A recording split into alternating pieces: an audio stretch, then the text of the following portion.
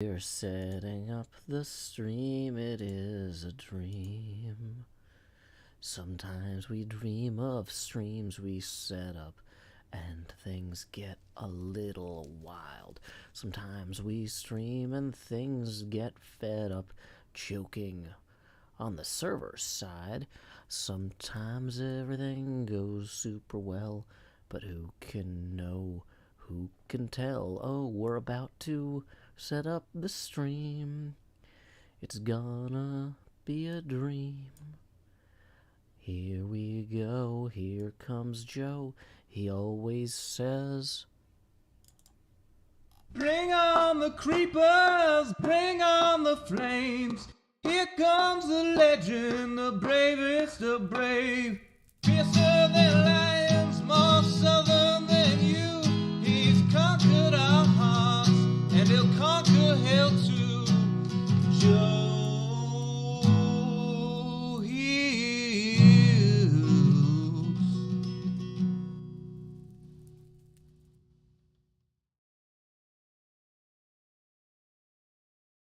Who's the guy who can conquer death? That's Joe Hills. He plays for Nashville when he plays Minecraft. That's Joe Hills.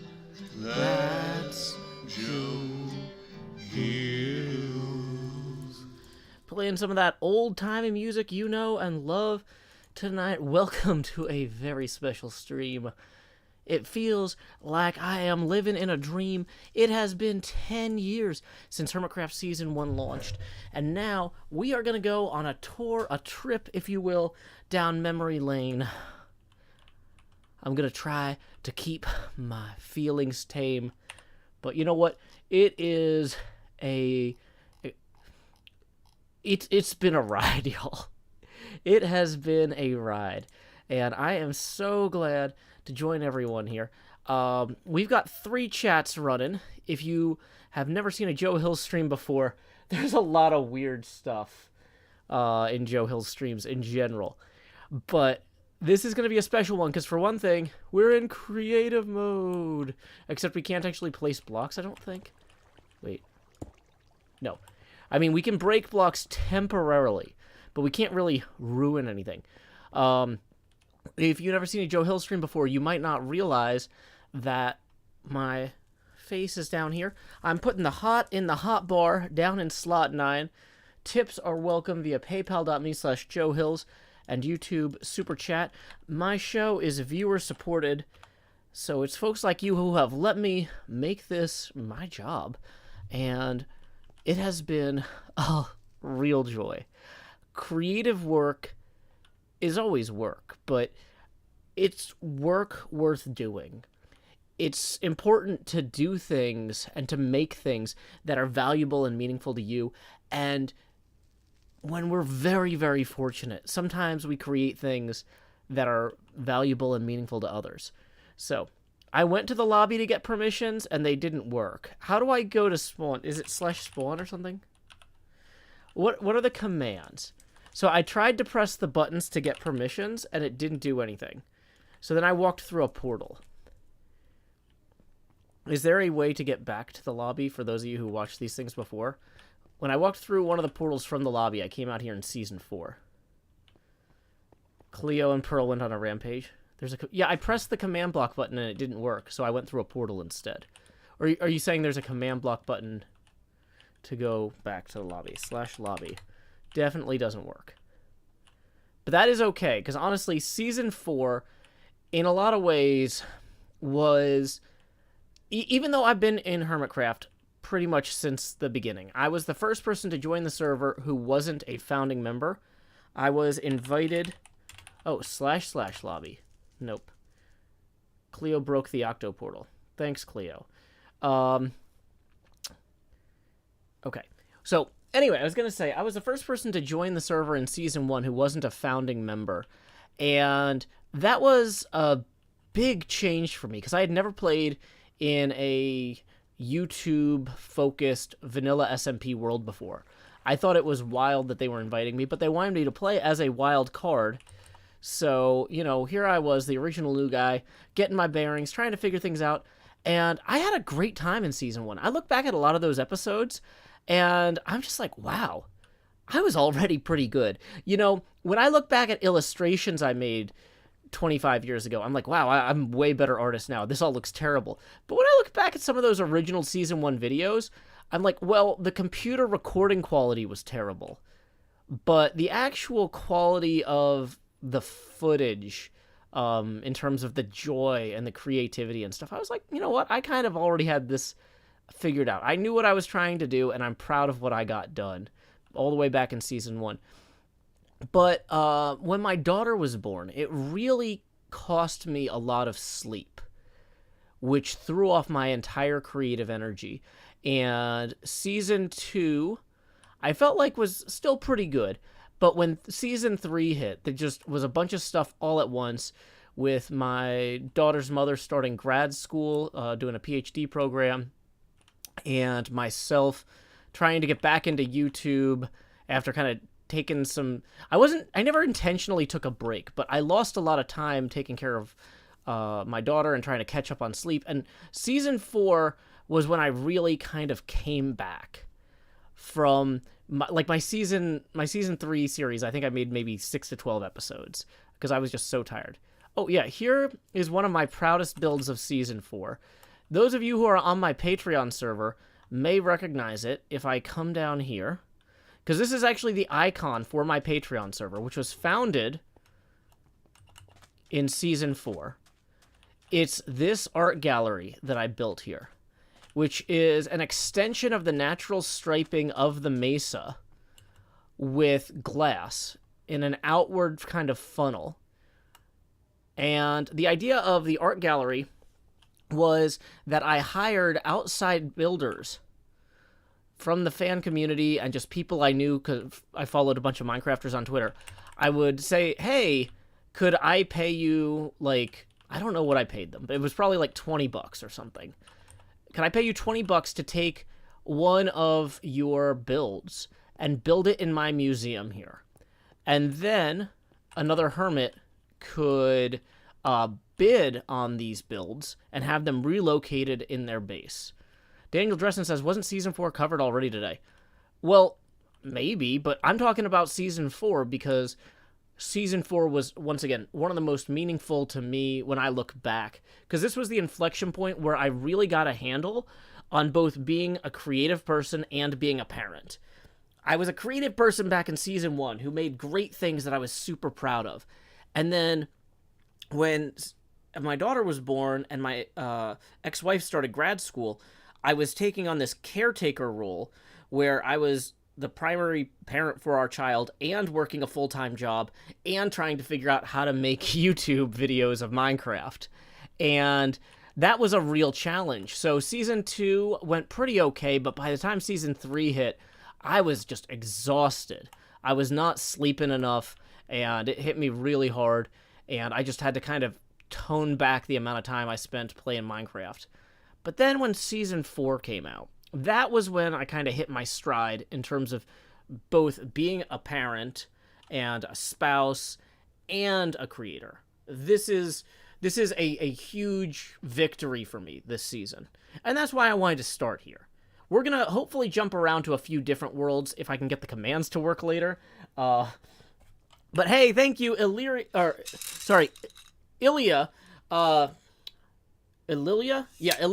for tipping 20. That's our first tip of the stream. That is going to get us to our first face camera expansion milestone, so please direct your attention down here so I can say, howdy y'all, Grow Hills here. Why is my light not on? I'm so excited about loading up this old world. Expanded as I always do in Nashville, Tennessee. D-D-D-D-D. So tips are welcome via paypal.me/JoeHills and YouTube Super Chat. So yeah, the block palette was a lot simpler back then.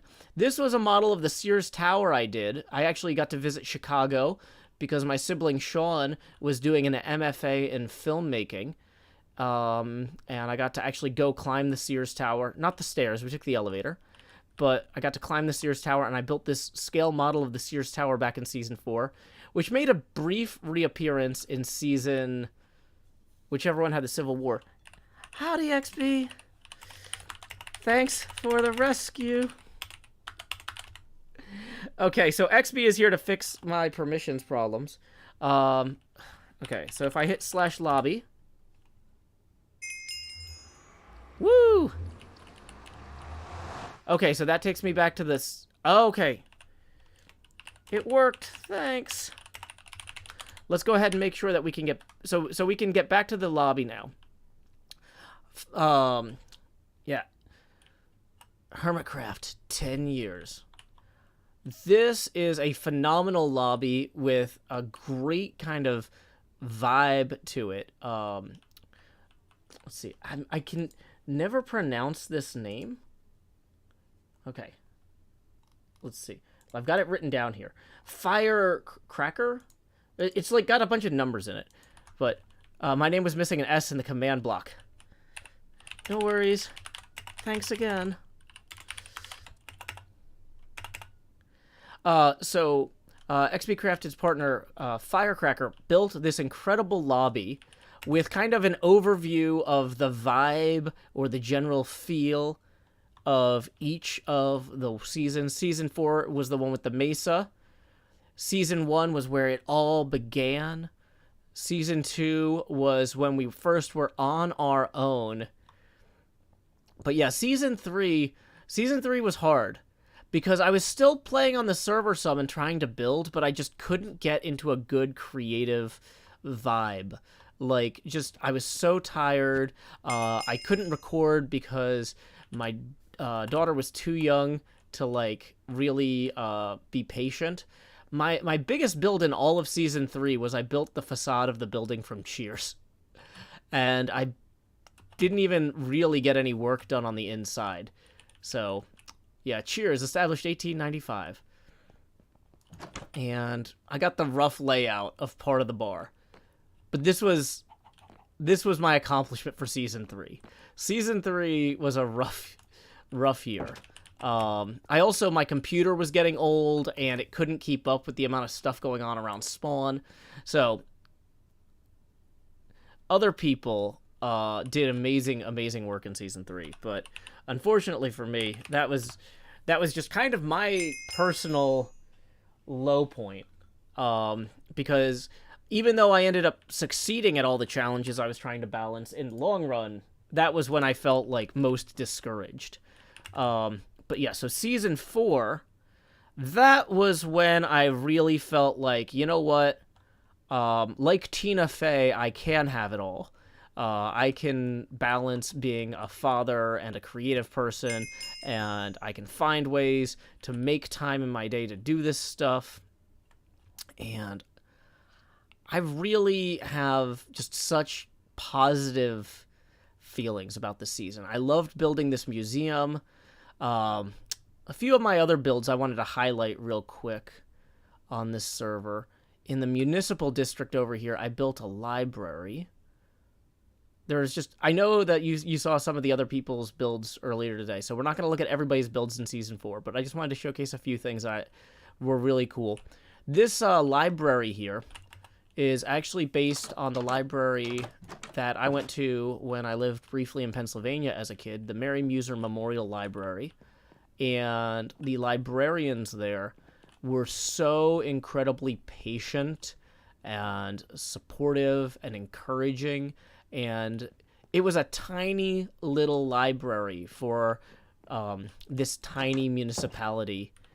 And it was fantastic just having a place, because my parents never had a lot of money when I was growing up, and so my mom could take me and two younger siblings there, because Peter wasn't even born yet, and she could sit and read, and we could look at all these different things, and it was great. They were very patient with children there. Like, they understood that kids could be loud, and we generally tried to behave, but I know we weren't always perfect. And so, I built that in Season 4 because I kind of wanted to reflect on, a little bit of my childhood as I was raising my daughter and think about the opportunities she was going to have as she got older. Let's see. Down here, this was my little mesa house from, like, the very first few episodes. It's not super impressive, but, it was my starter house. And then I built a portal there that connected to the nether. This was Vintage Beef's first HermitCraft season.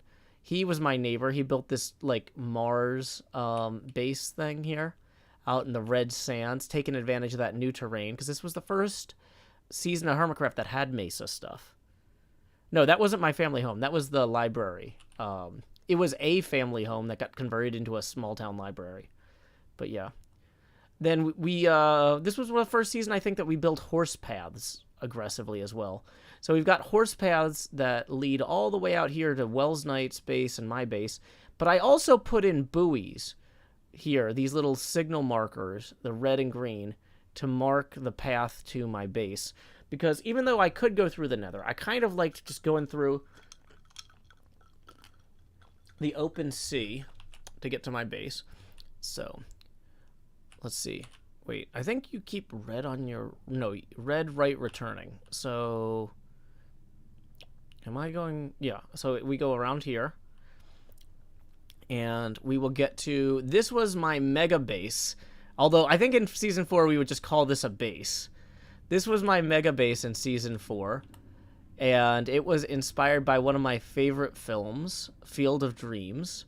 And I've got the 2 barns from Field of Dreams. One of the things I had fun doing this season was I was super coy about what I was building. And I was just like, you know, we're just going to build a barn. We're just going to start planting crops. And then I think by the time I started working on the house here, people were like, wait, what's he doing? Is this Field of Dreams? And then one day I come in and I plow under my crops and build a baseball diamond. And, yeah, that was fun. We had a bunch of other stuff this season. Like, I built a horse speed racing testing thing. I don't remember how it worked. Sage Liminal says, I instantly recognized it. It was very well done. Thank you. Yeah, I'm really proud of how it turned out. Although, there's only so many baseball diamonds in cornfields, right? Lizzie Max says, when did it hit you that HermitCraft was such a success? I don't know if I've processed it now. I still kind of think of it as me and my friends goofing off. So, yeah, Corinne has seen this world as a baby. She was in some episodes as we toured bases and stuff. So, I don't know why I had that antenna on there. Maybe I was pretending this was a cell phone in one episode. Like, every time I would forget where I put the portal, I'd go, oh, did I lose my cell phone? Oh, here it is in the barn. So we've got my storage system, my ender chest contents for the server closing. Look at how rich I was at the end of the season. I had an IOU for an Elytra Wings, maybe, worth 10 diamonds. I had 11 other diamonds. I had some gold pants, red glazed terracotta. I had some slime. So that was my buoy making stuff. But yeah, this is my wealth from Season 4. Oh yeah, this is when with Elytra you could glide, but you couldn't rocket yet. These barns were one of my first attempts to do diagonal buildings well, and I feel like that was fun. Oh, I had some sort of piston experiment in here. I don't remember what. But yeah. Is Cub here? Hey, Cub! This is the season where Joe conquered death. I was saying this is the season where I conquered a lot of things. This was a real turning point for me, because this was the season where I really got a handle on balancing my creative impulses and my responsibilities as a parent. Where I was actually getting episodes out back on schedule again after Season 3. I was taking care of myself, getting the rest I needed. My daughter was growing up and actually able to, you know, get to sleep for a change. But yeah, I built this dock out here that was supposed to be some sort of like dwarven ruins as a way of connecting with Wells's concept, because Wells's concept was just over here. Also, a quick reminder, I don't think we got any PayPal tips yet, but tips are welcome via paypal.me/JoeHills. Oh, why is that not working? Let me get that link in there. And YouTube Super Chat. My daughter's 9 now. But yeah, Wells Knight's Dwarven thing was over here. This was also the first season, though. This was the season where I created my Patreon, and I showed you all the museum that was the icon for my Patreon server. One thing I built over here that you might not have seen is I built a life-size model, basically, of the Chinese terracotta army. Like a terracotta army excavation thing here. And you can tell I kind of ran out of time by the end of the season, but this was something where I was just coming over here and working on this. And so the original Patreon supporters from my Patreon server are commemorated here. Sweeping Page, Black Flag, Brendan Adkins, Ozathoth, Mr. Buster, Dane Leon, Cyril Devious Hat, Doughboy 91, Eagle Fam. I saw Eagle Fam is on Twitter again, so I'm very excited that Eagle Fam is reconnecting to the internet world. Mother Yackle, Dual Phoenix, and that might have been it. That was the Patreon community back then. And this was optimistic, but I just thought it would be a cool thing to do. And it was a big, fun, season-long project. Now, of course, there were like a million other cool things going on the server this season. Let's see, was this log wall mine? I might have been planning to build a fort or something here. What does this say? Joe Hills' fort completion starter kit. Yeah, I think I started working on this fort, and then somebody dropped off here's some extra wood so you can finish it before the server goes out. But I didn't get it done. Yep, we're doing a little bit of an early stream because of the, what do you call it? The thing. So, the 10th anniversary, yeah. But yeah, there's just so many good memories from Season 4. I really wanted to stop by there and just show that off real quick. We're going to keep moving, though, because I have so much that I want to revisit. I can't remember. I don't think in Season 4 I did any Christmas Village builds. I think that was one of those things where Christmas was just busy for me that year, and I think I might have skipped Christmas builds on the server this year. But yeah. This mesa was so iconic, and it was so fun, and I love it so much. I also really like that this present that I won or earned or something here was commemorated in the lobby with the Season 4 number. If we go back to the lobby, we'll see that Firecracker did a killer job on that. How long was Season 4? I'm not sure. Whoops. I went through that the wrong way. I believe in my... No! Dang it. Can I go around this? Okay. Sorry, Firecracker. Boop. Okay. But yeah, so that Vox ended up commemorated there, which is fun. So yeah, the Hermit Hills we visited briefly in Season 3. That was when I was most discouraged creatively, and I was so excited when Season 4 started to get back into things. Season 5. Let's stop over there real quick. Some hermits consider Season 5 kind of their low point because the biggest mistake we made in Season 5 was that everyone decided with Season 4, we had built this big community area right at spawn. And with Season 5, we said, what if we just jump straight into building mega bases? What if we just go with mega bases right out the gate? And that was a bold vision for us. And it's great to have bold visions, but it ended up like look at this. This is an incredible castle. It's got a church in it. I think this might have been Cub fans.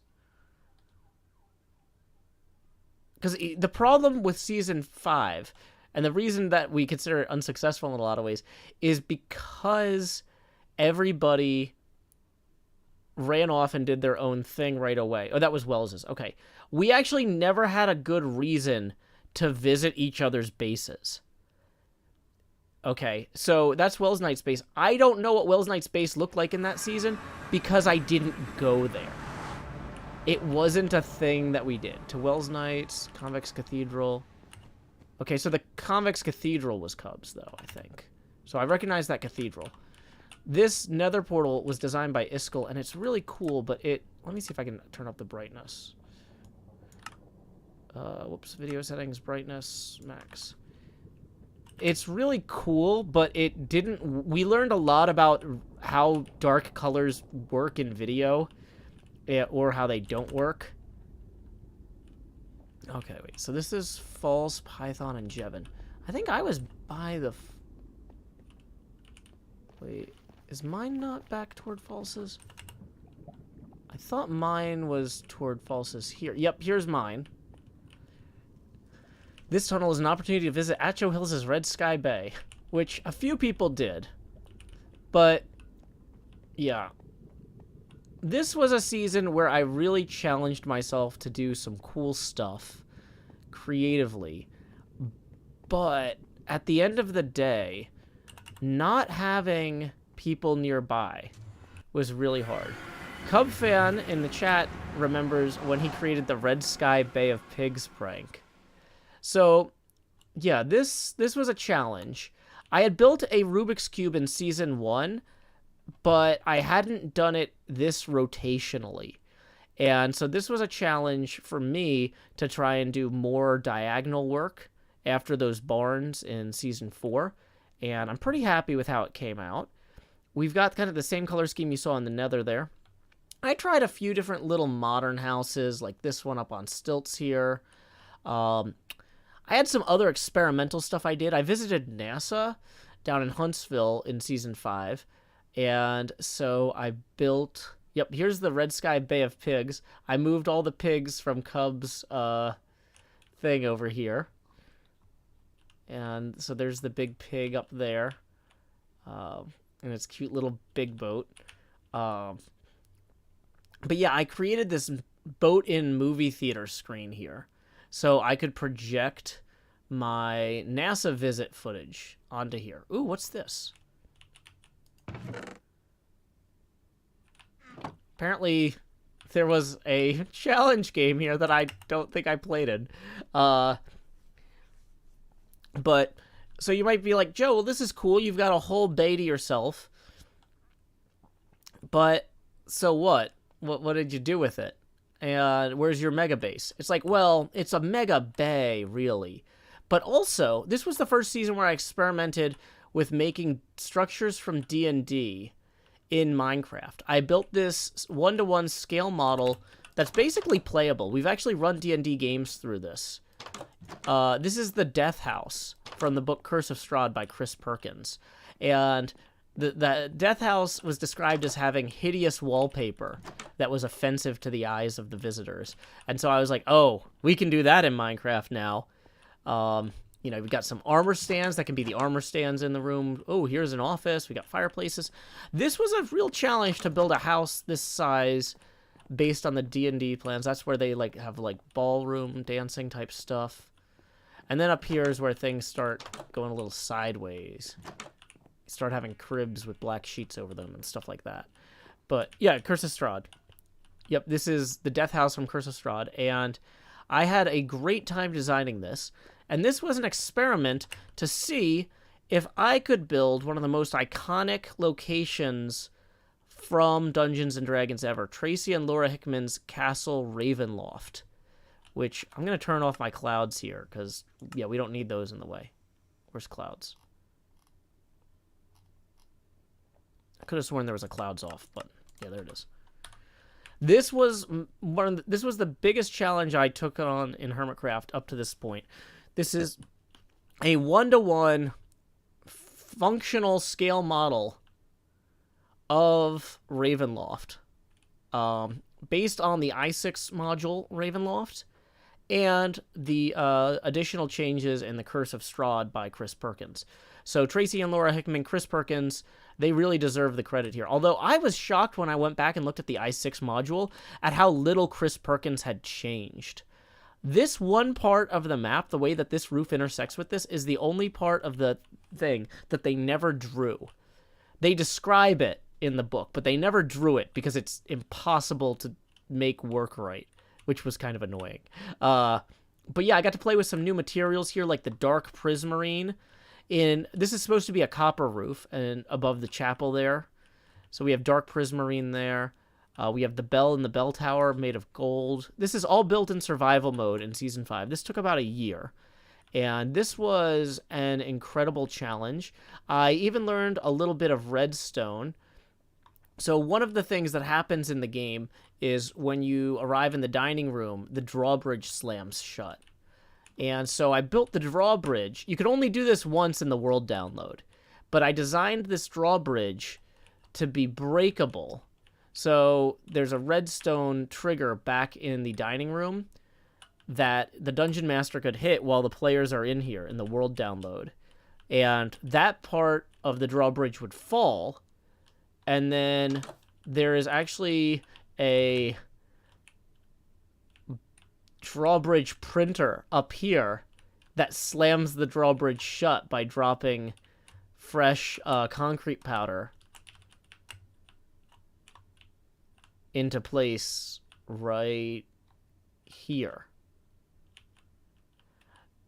People are saying you got to hit it. Well, here's the thing is I don't know if the redstone works in 118 because there were some things that changed about destroying blocks.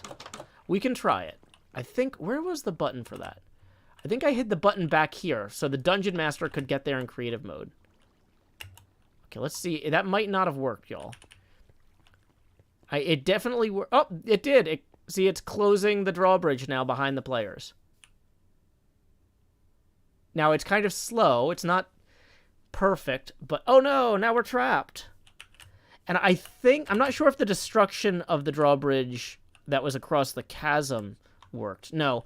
So for the chasm destruction part of the drawbridge to work, you've got to... So this piston has to fire. Do I have a redstone torch here? Boop. Yep, so... Whoops. So it looks like that no longer breaks a sign, but if we break that, there you go. So the drawbridge collapses into the chasm below and is now closed. So that's pretty cool.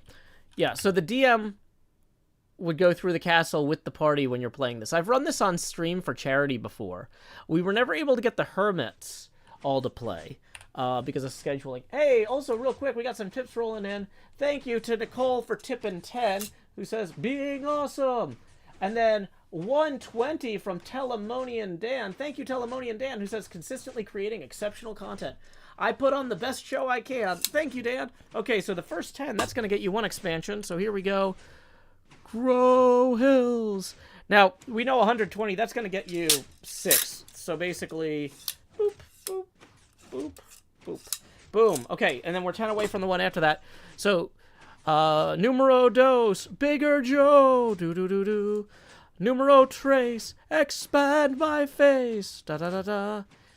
Each knee, san shi, look at me, I'm bigger now. That didn't rhyme very well, but either way. Up to this point, you've seen those tips go straight to... No, wait, actually, the fourth one should have been the expansion with the Joust. So, enter the Joust. Boom, boom, boom, boom, boom, boom, boom, boom, boom, boom. Why is that not working? Alrighty. So, the opacity should have gone to 90 on the fourth one. So, for the fifth one, we're going to lower the opacity now to 80%. And then... Uno, dos, tres, cuatro, cinco, seis. Expand my face. D-D-D-D.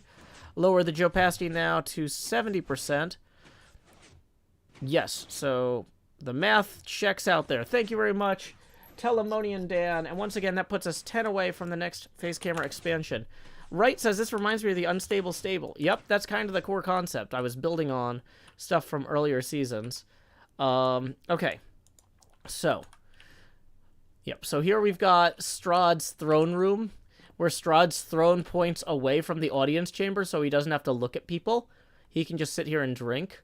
Oh, here's a secret passage. The players would never find out that was there, just from looking. Let's see, we've got the Hall of Webs here. This is Season 5 now. We've got the chapel, so the king and queen can look down on God. You know, they have their seats up here in the balcony. There's just so many funny architectural elements in this game that Tracy and Laura Hickman came up with. We've got the armor stands again. This was one of the first times I was really using those to kind of be cool detail work. There's supposed to be like a flaking mural in the ceiling up here. So I used like a little bit of like redstone and green there. Because the players are, when they enter this room, it's like, you know, there's bits of colored paint still left on the walls, but you can't see them.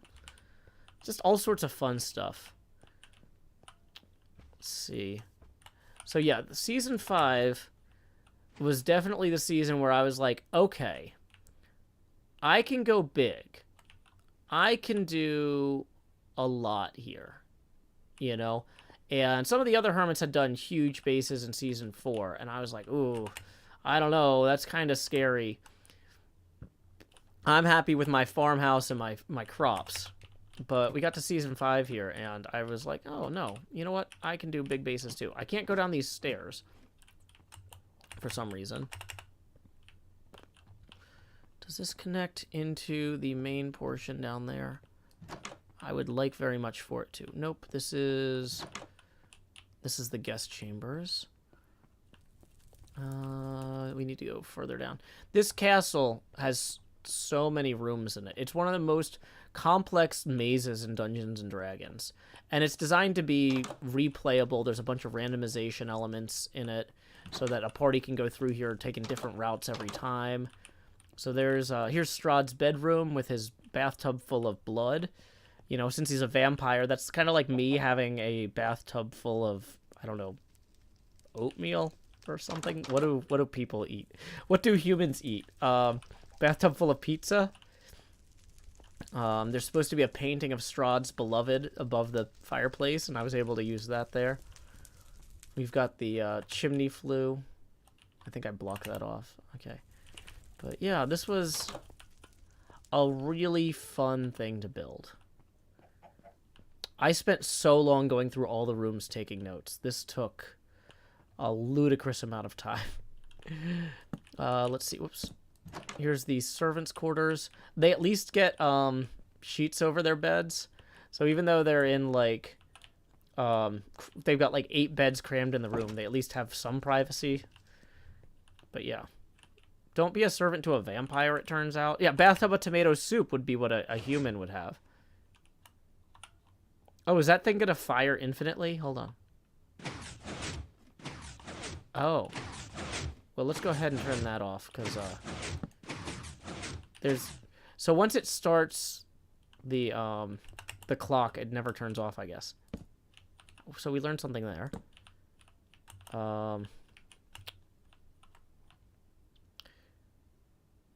Don't be a servant to a vampire. Just basic life advice with Joe Hills. Yep. Our games district this season was a lot of fun. I made a very silly mini game early on, and then I think it got bulldozed because it wasn't actually any fun. Or no, here it is. I think what it was I wanted to make a thing where people could harvest their own cows, and basically they would pretend. Yeah, red cow game. Objective: kill many fed, grown red cows. Kill half the big cows you feed. Do not kill little red cows, only kill fed cows, or you're out. Stay inside the play area during the game. Win condition: when as many red cows as possible are fed and dead, count each collected leather as 1 point. If you have more points than your current HC Season 5 score, you win. I forget what our score was at the time. It might have been deaths, or it might have been leather collected, or something stupid. But basically, we didn't have a shopping district where people could buy leather or steak. And we agreed not to have shops this season. And so I was like, well, if I can't have a shop, I'll have a mini game where you buy leather. Because I'm obnoxious. But yeah. So anyway, this was season 8. It was not season 8. Oh my gosh. So yeah, season 5 was a real fantastic wild time for individual growth. All of the hermits really pushed themselves to their limits with their building skills. But at the end of season 5, we were just like, we miss each other. And we've been playing together for 18 months on the same server, and yet we miss each other. We screwed that up. So the the shopping district at spawn we added later, and it was not supposed to be for goods. It was only supposed to be for services. Because we decided not to have shops because we had done so many shops in season 4, we were kind of shopped out. And so, yeah. So season 5 was a huge step forward for us creatively. But, like, on a psychological level, we were just like, we want to hang out. We messed up. How do we hang out more? And so that's how we got to season 6. Let's go to there. And while we teleport over that way, it looks like we got another tip rolling in. Let's see who we need to thank. Hey, thank you, Major Slinky, for tipping 20. That puts us $10 past our next face camera expansion milestone. Who says, thanks for the many years of content. Major Slinky. So here we go. Expand Joe. Do. So everyone who's tipped up to this point has been making the face camera more obnoxious. This is the most obnoxious face camera size. We call this the Tony Stark helmet cam. It sure is something. We are $10 away from the next face camera expansion. The camera can't cover really any more of the screen at this point, but it will keep lowering in opacity each time. So we've got that going for us. So yeah, here we are in the shopping district of season 6. As you can tell, we missed having shops. We decided to really come back in here and do a lot with those. We decided to do different districts because that had worked well in season 4, and it would have us building things next to each other. One of my early builds here was kind of a community building I called the Ministry of Truth, where we would have armor stands for each hermit, where you could keep backup armor in case you died, but you could also have links to all of your social media stuff so people could find you in the world download. This is when we got the armor stand books, too. So here's Jevin juggling, right? Biffa. Isuma. Me. There's me holding up a book. Yay.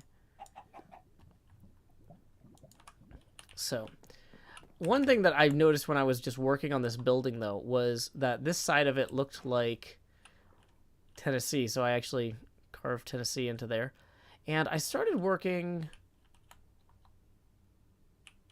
somewhere. I had a way to get down inside of here. I don't remember where it was. But somewhere I had a way that I could go underneath here.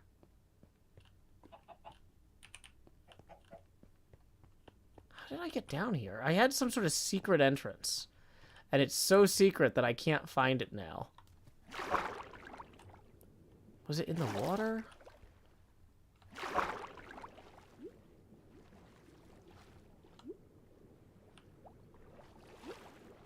Please don't use spoiler text in the live event chat, because then I can't read it unless I go over there and click on it. Thank you. I'm glad I clicked on that. Okay. Cub fan says, Joe fooled by his own brilliance. Yeah, I know, right? Like, I worked really hard on building an experimental roller coaster thing that I ended up developing more in a later season. But yeah, where's my secret entrance? It's so secret, but even I can't find it now. I feel like it... Did you go up and over? Was it one of those things like you have to climb to the top to sneak down there?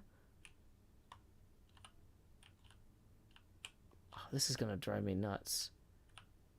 I kind of want to go in there now without trashing the whole place.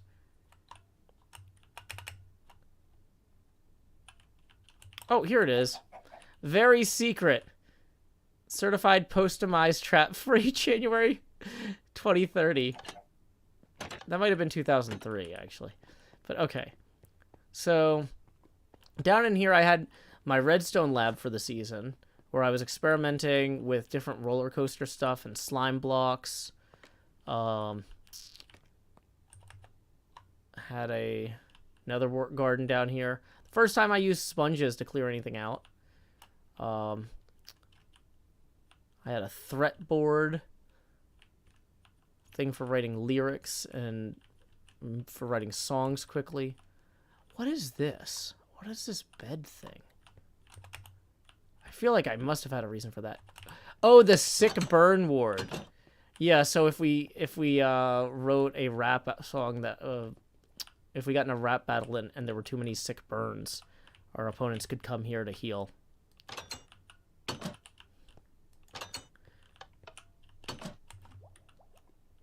This is why... Oh, I built a little theater here, too. For doing machinima stage shows. This was a little fun project. And then I think I had a bunch of random supplies and stuff back here. Plans for different stores. Oh, yeah, I had that Halloween store this season that Isuma turned into something else. So I built this Halloween store that was supposed to look like every American Halloween store, because there is a thing in America where we take Halloween, we take like really boring mini malls and turn them into Halloween stores. Thank you very much to Jacob for the 20, who says community insights and life advice. Well, thank you very much. Here we go. Expand Joe. Do. We are into T. Joe Eckhillsberg now, lowering the Joe opacity to 50%. Okay. So, in the shopping district, yeah, I built this thing, and I think it was Iskall.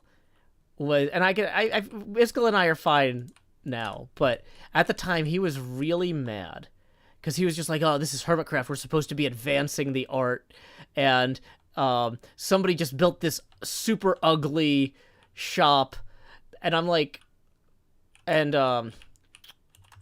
Isuma later renovated it, but it literally was just supposed to be like a strip mall shop with like a bunch of Halloween stuff in here, and it had like a basic sign that just said Halloween store, because that's how Halloween stores look in America. But apparently in Sweden they don't have those at all. So Iskall just thought I was super lazy, and but yeah, the entrance to the Halloween store is still back here, I think. But the original entrance to the Halloween store was that you would walk in and you would fall down a pit, which was a reference to BoJack Horseman. There's a Halloween store that just, when you opened the door, there was no stairs and you just fell. And so when you came into the Halloween store, which I later extended to connect to Impulse and Tango's Mall. Here's Impulse and Tango's Mall, which doesn't get enough love. But yeah. So the Halloween store got a new entrance in the mall here with some armor stands. That's my face. This is my VTuber face. You can tell because I'm video tubing right now. But yeah, so we had pumpkins down here on this floor. This connected to an actual cave that was partially unlit. We had potions. Stuff to make cauldrons for Halloween decorations. How did you get up? Oh, yeah, there's stairs. I was going to say, there's a lot of bad decision-making with the layout. These chests are floating because of ghosts.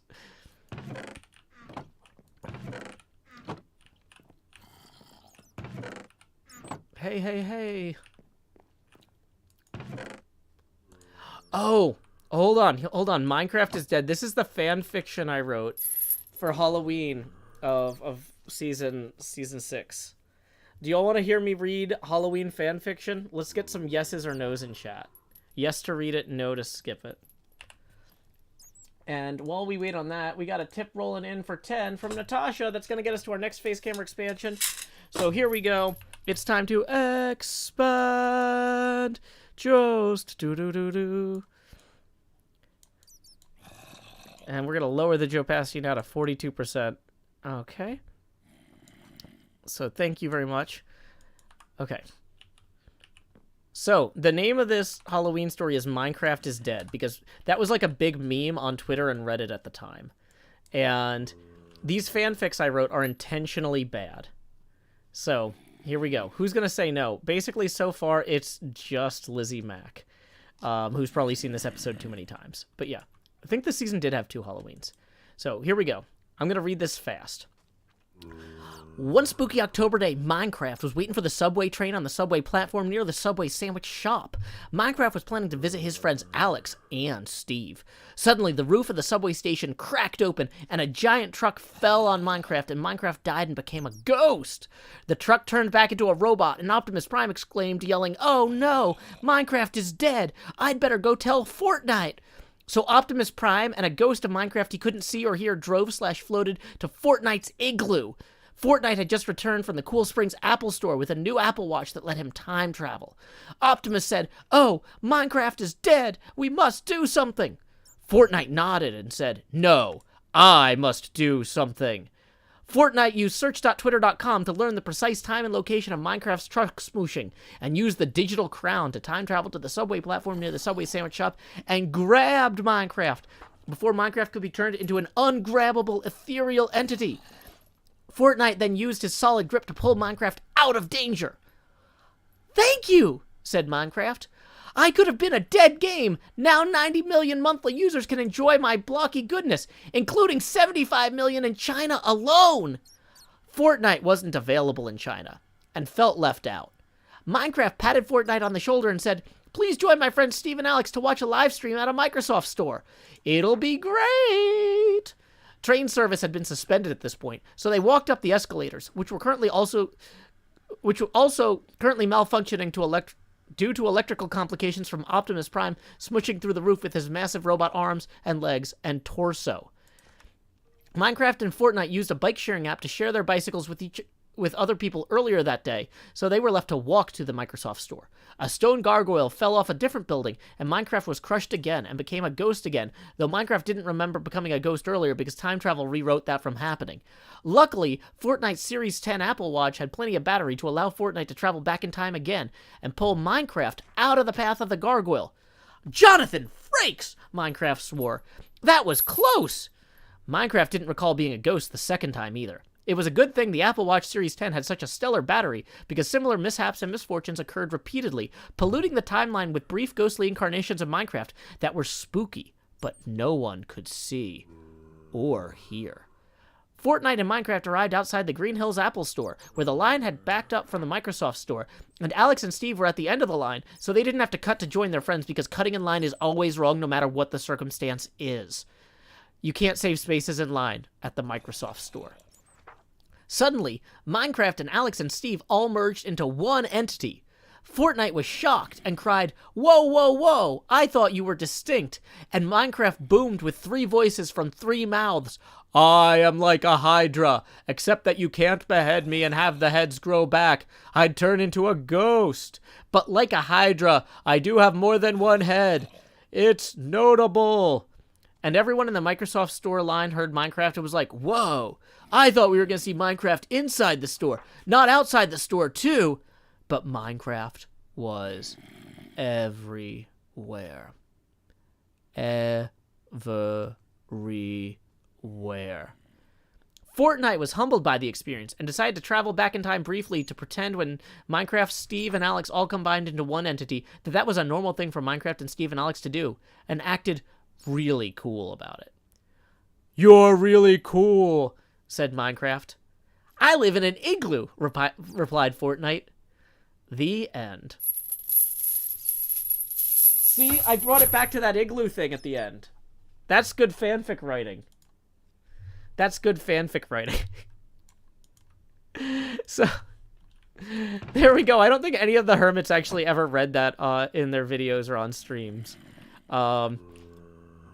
But yeah, the trick to writing good, bad fan fiction is it has to be really good and really bad at the same time. And I feel like all the typographical errors and everything really pulled it together. Okay. So, yeah, this season...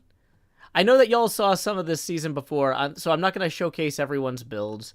You know what Concorp is. You know the Statue of Hermitry. I feel like I had some sort of build. No, wait, no, that's Grian's that way.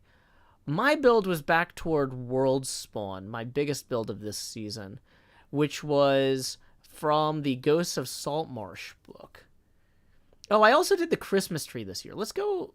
So since I didn't participate in the Season 4 Christmas, I got really into the Season 6 Christmas. We didn't really do Christmas in Season 5.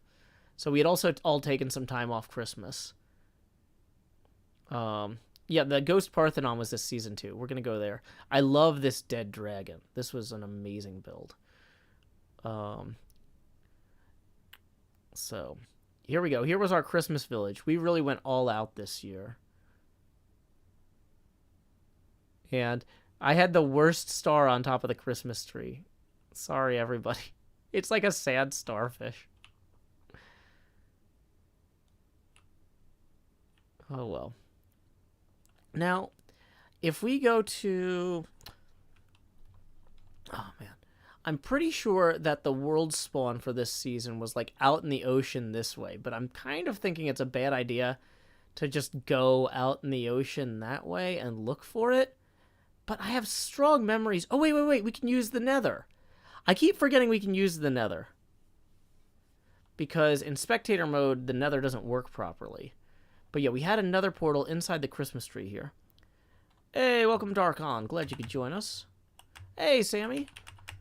Hey, we also have another tip rolling in for 5 from Alberic, who says, OMG. Oh, thank you, Alberic. That puts us 15 away from the next face camera expansion. If you enjoyed that fan fiction, feel free to tip via paypal.me/JoeHills and YouTube Super Chat. Okay, so this was going to originally be more impressive, but it ended up not being as great as I was hoping. We do have the portal inside of a present, which was cool. Oh, this was the season that I think we first really got into banners in the nether. We have banners on all the different nether portals. And I think that the spawn island might have been out here, maybe, or it might have been up. There might have been a portal. Oh, it's so hard to see anything. Can I just have a night vision potion as a treat? Yeah, there we go. Treat yourself.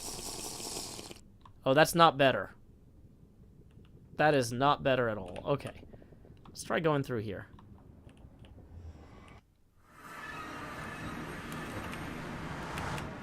Okay, yeah, wait, this was...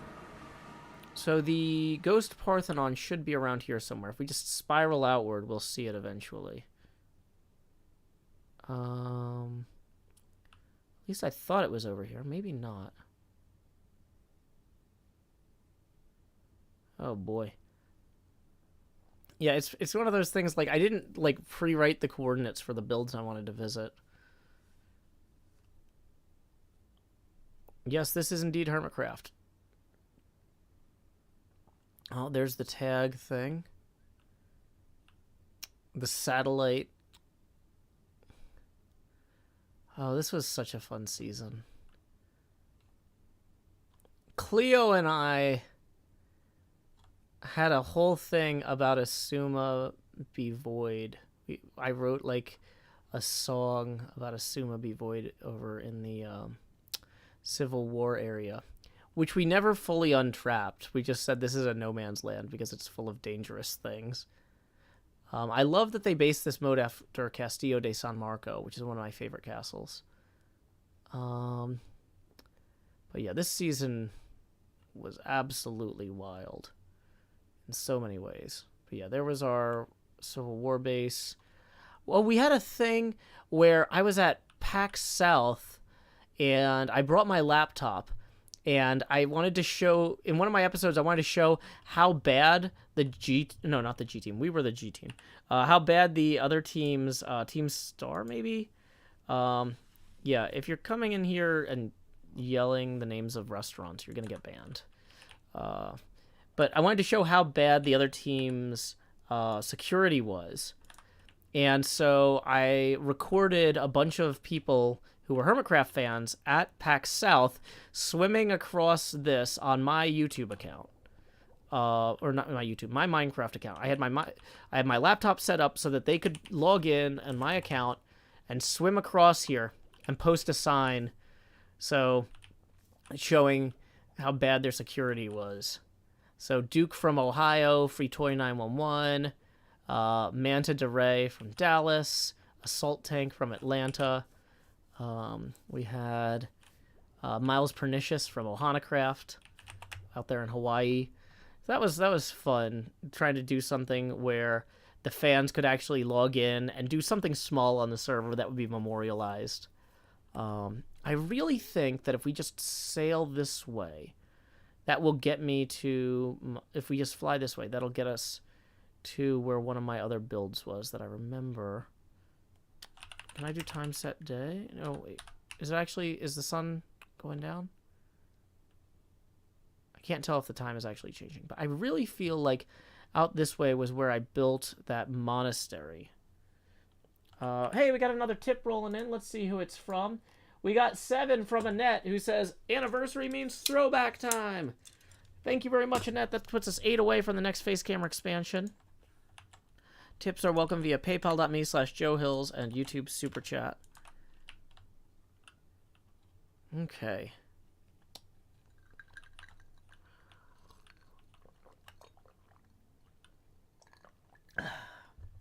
Okay. Let's see.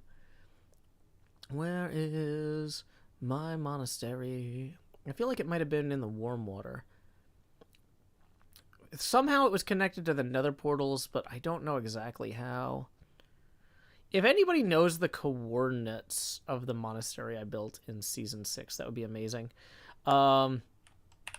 Lizzie Mac, Tips 31, who says, expand! We can't see the memories! Okay, so let's see. The first 8, that gets you 1 expansion. 28 gets you a second. And then another 3 gets us 17 away from the third. So here we go. Expand! Joe! Do-do-do-do. And we're going to lower the Joe opacity now to a frigid 32% Fahrenheit. Freezing. And then for numero dos, bigger Jost. Dee-dee-dee-dee.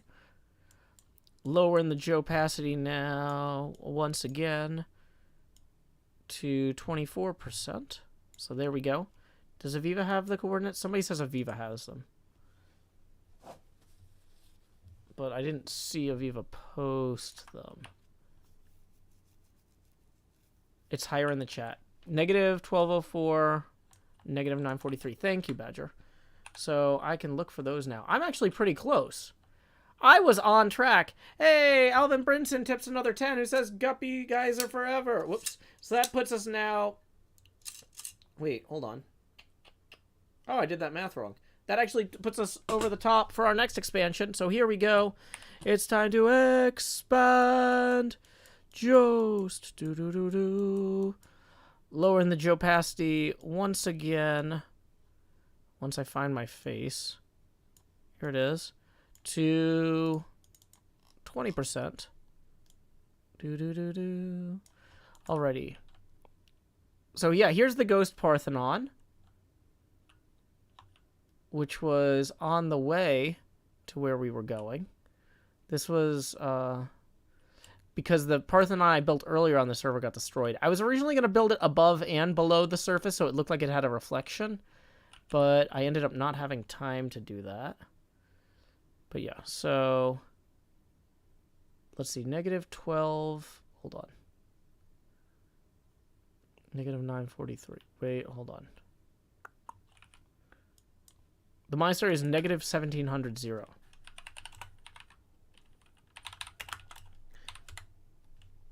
Let's see if I have teleportation abilities. I do! Yeah! So this is a monastery I built based off the D&D book, The Ghost of Saltmarsh. And it was supposed to be originally built as like a fortress, but then it was abandoned when it was no longer important. And so then it became a monastery. I think we mantra-sword a chicken in here somewhere. I kind of vaguely remember there was some sort of animal we entombed. On account of the Amontillado. But, whatever. So, yep, this is the brewing area of the monastery. The big quarters were back here, where all the monks would sleep. The hermit cells, yeah. There's supposed to be a carpet in here. Kind of came out ugly. Living room. Carson, or John Carin, not Carson. John Carin, thank you for the 20. That's going to put us 2 past our next face camera expansion. So here we go. It's time to whoops. OBS starts freaking out a little bit once it gets this big, and it's easier to misclick. Expand. And we're going to lower the opacity now to 16%. So thank you very much, John. And let's make sure that we haven't missed any tips via PayPal. Nope.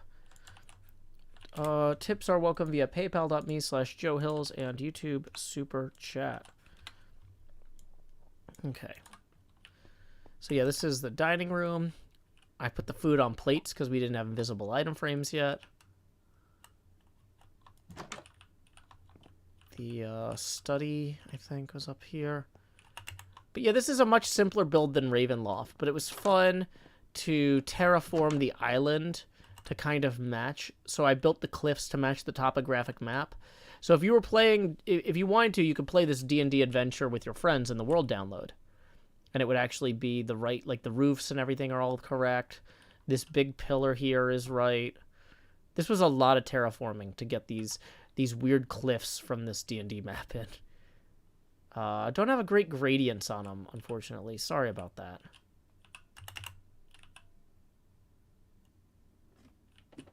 I ran out of ladders partway up. Womp womp. But yeah. No, YouTube takes a cut of tips.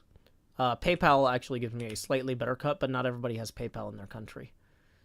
Also, in order to make it look like people rise up out of the sea when they come through the portal, it's... Oh, that's fun. I had forgotten I had done like a sea-themed tunnel here.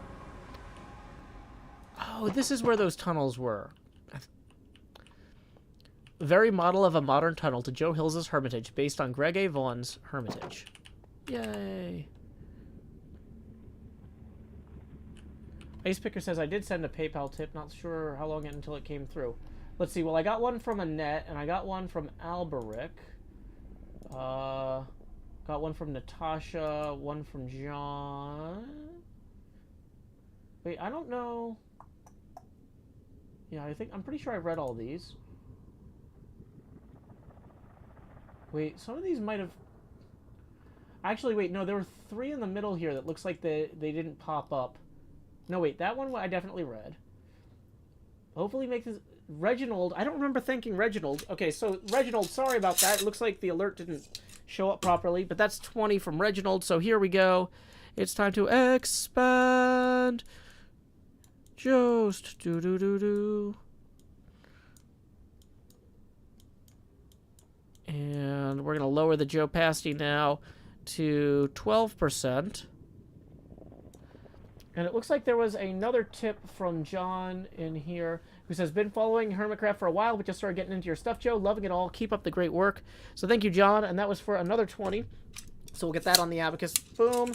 Here we go. It's time to expand. No, I don't really like oatmeal. I was just giving an example of something that would go in a vampire's bathtub if it wasn't a vampire. Joe, do. OBS gets really kind of slow trying to get these expansions in once it gets this big and bulky. So we're going to lower the opacity now to 9%. And we are 18 away from the next face camera expansion.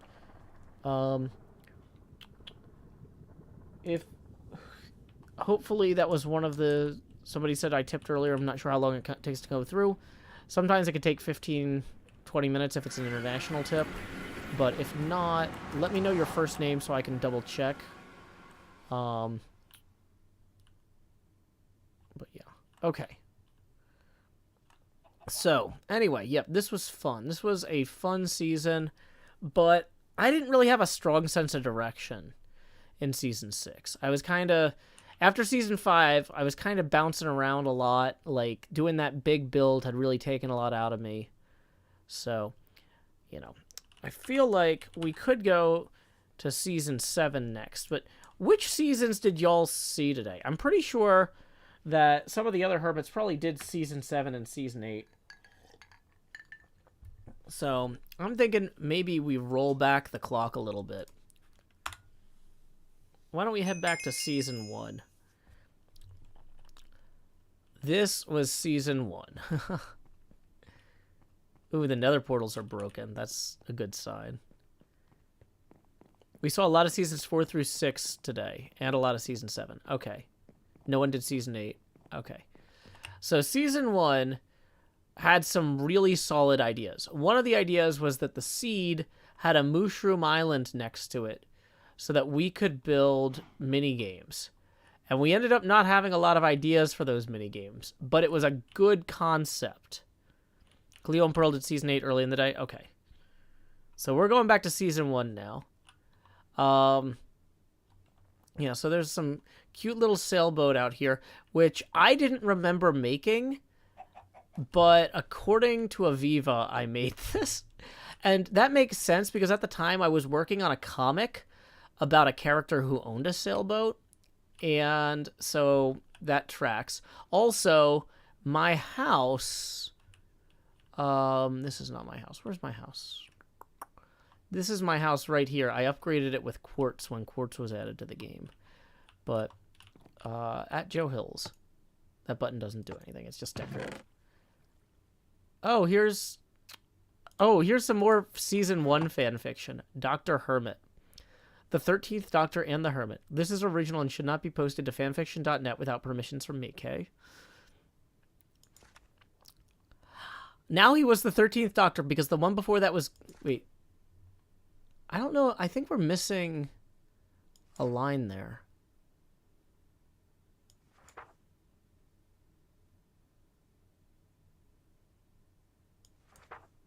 Maybe I started this in media res. Maybe I just really didn't do a good job with this.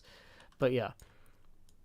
So season 1 was where I had the idea to do the bad fan fiction. I used to sit up here. This was my bad fan fiction gargoyle spot. I would sit up here and I would write the bad fan fiction and look out at the tree. And oh, this was about generic B becoming being the 13th Doctor. Okay. Yeah. So my house in that season, I don't think I have permissions to open gates apparently. But my house in that season, can I have ender pearls?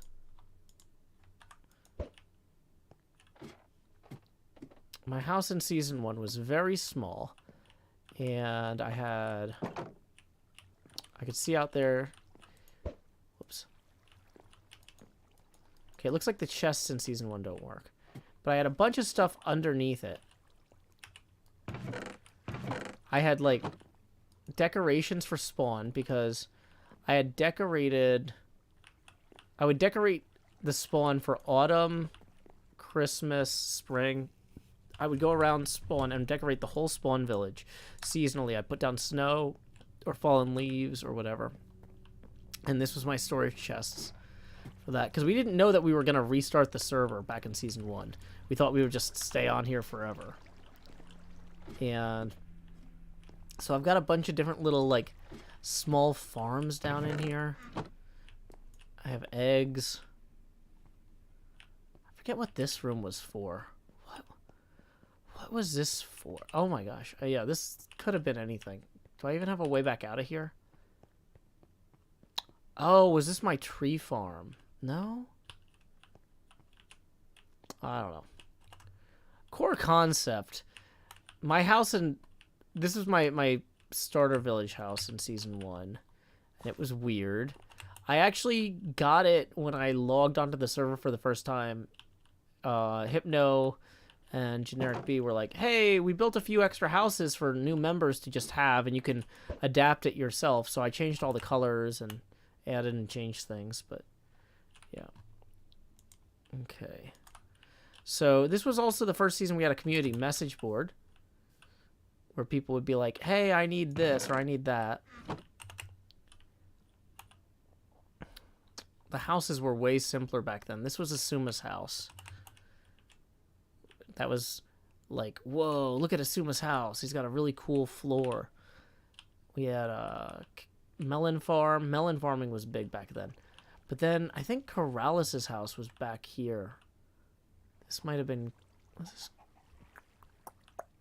Corralis's house was somewhere over here. And I remember being like, whoa, what is this? This isn't Corralis's house. This is something else. Corralis's house. Oh, this is Corralis's house here. It's very modern. Even back in season 1, you can tell Corralis's build style is super modern and very cool. So, yeah. Aurelian's house was in the mushroom in the swamp over here. And she had a gimmick where she would invite hermits over to do collabs, and she had built this like trap door thing, like under, I forget, like I think she would actually just mine out the block, and then hermits would fall into this dungeon here, and to get out of the dungeon you would have to add your name to the list of people who are trapped. Yeah, she would just break a block under you. She'd be like, oh hey, come look at my I think it was like, check out what I've collected so far on the server, and while you were standing right here she would just break that block, and then you'd be down here. Except at the time, it was, like, hemmed in. But yeah, I miss Aurelian. Your base is being held ransom, according to Biffa. Yeah. So, this was a really experimental season, because we had no idea what we were doing. None. We were seriously just making everything up as we went. I had never played on a vanilla server before. Oh, I think, did I build this roof? Hold on, this looks super familiar. And this is not a very good build. This plausibly might have been one of mine. No, I built something. Maybe oh wait, no. It's this courthouse, I think, that was mine with the weird leaf roof. Yeah, I think I built this courthouse so that we could have justice on the server. We've got a compass to demonstrate being true or something. Defendants and, yeah. Yeah, I knew I'd done something with brick in this area. But yeah, we had a lot of weird role-playing stuff that we hadn't really figured out yet. We were just goofing off and having fun. Oh, boy. So, I don't remember the coordinates of my base from Season 1. The moral compass. Thank you, technician. Hey, we got some more tips rolling in. Let's go ahead and say thank you to Jared for the 10. That's going to put us $8 away from the next face camera expansion. Okay. So, is it going to break anything if I try to light that portal? I'm wondering if they turned off the portals in Season 1 because something's really broken with the nether. Maybe the nether didn't import right. So, yeah. Okay. This was my unstable stable. And the idea with the unstable stable was there was a single block that if you broke it... Well, maybe not a single block, but you could destroy the whole thing. It's all built with gravity blocks and stuff attached to things that would pop off. Spawn protection is on. Oh, thank you, Aviva. Yeah. I don't know if I can turn spawn protection off. Did beacons exist back then? No. Horses? I don't think so. Okay. But... Okay, does anybody... Like, I feel like my base was super far away. I don't think I ever traveled there in the overworld. Like, I feel like if we tried to go to my base flying, that'll take a while. So if anybody knows the coordinates of my base from Season 1, that would be super handy. All of our bases were really far away in Season 1, and that was something we tried to do better in Season 2. But we picked this because it had that cool area for the starter village next to the mushroom biome. Aviva, thank you. MVP slash TP Joe Hills. I can spell that.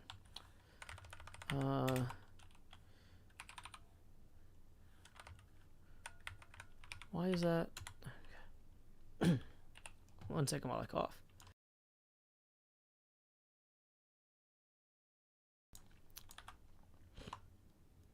Okay. So, yeah, my portal in season 1, because I wanted to be a real hermit, my portal was up in this jungle tree here. And you could barely see my base at the edge of spawn distance. But I had been building these weird tendrils of the nether coming out into the jungle, because the jungle biome was new. And I wanted to experiment with 3-dimensional shapes. We had a ton of netherrack from digging out the nether. This build was a joke. I think this was my road to nowhere. I think I did a joke stream where I was like, oh, hey, we're going to build a bridge to our friend Cilantro Gamer's base. Cilantro Gamer's base is like 8,000 blocks that way. Because we didn't have world borders in season 1, and so all of our bases were super far apart.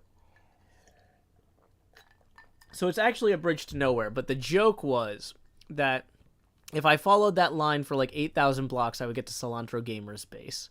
And he was a big streamer at the time. He was the first person to join the server who wasn't a YouTube participant. He only made stuff on stream. So this here is my Redstone lab.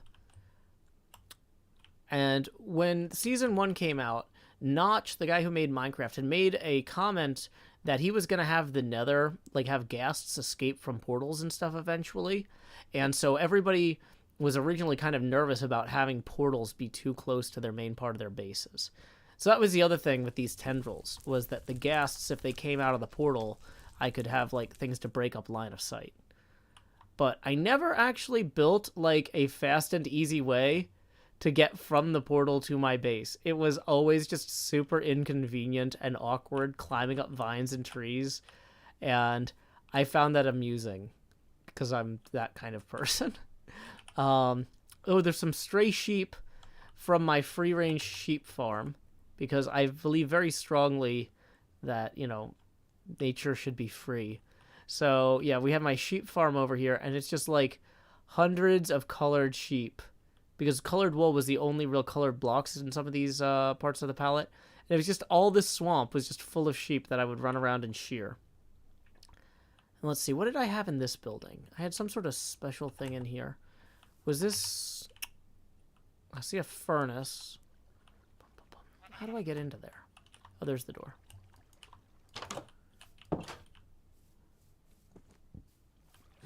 Was this a farm? I think it was. Oh, yeah, this is my automated wheat farm that you could... I had pistons that would let the water out and would harvest the wheat. And then I had my smelter here. The idea of putting the smelter here was that this area would be loaded while I was harvesting all the sheep.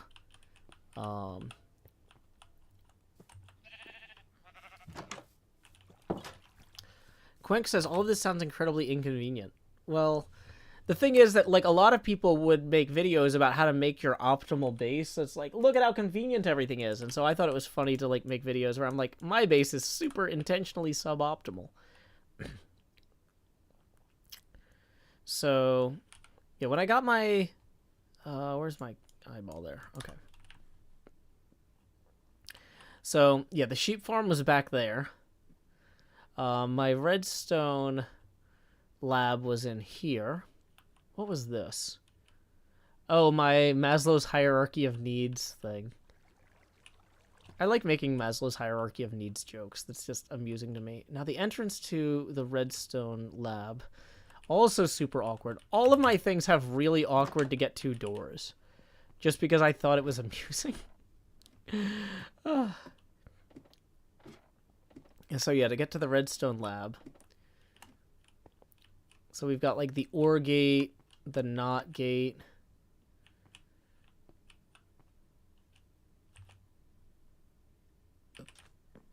Let's see, all sorts of weird stuff. People liked messing with the NOT gate signs. I don't remember seeing that thing about my future baby being a robot, because it was during this season that we found out we were going to have a baby.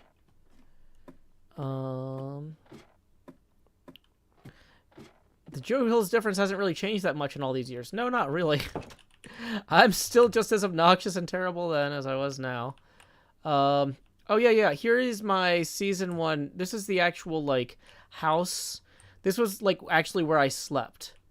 So, in order to keep things from spawning and stopping me from sleeping, my bed was on this platform that was hanging here.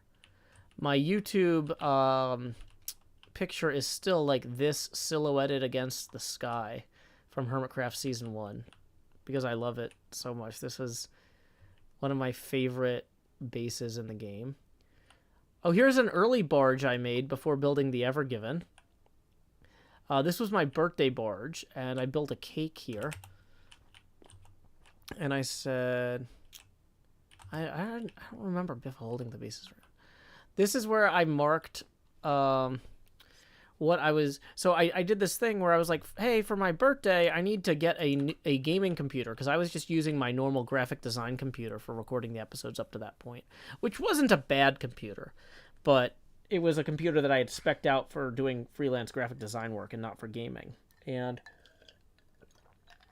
so I said, hey, HermitCraft is going pretty well. If anybody wants to tip so I can get a new computer for my birthday, feel free to chip in. I've got some of the money saved, but I'd appreciate the help.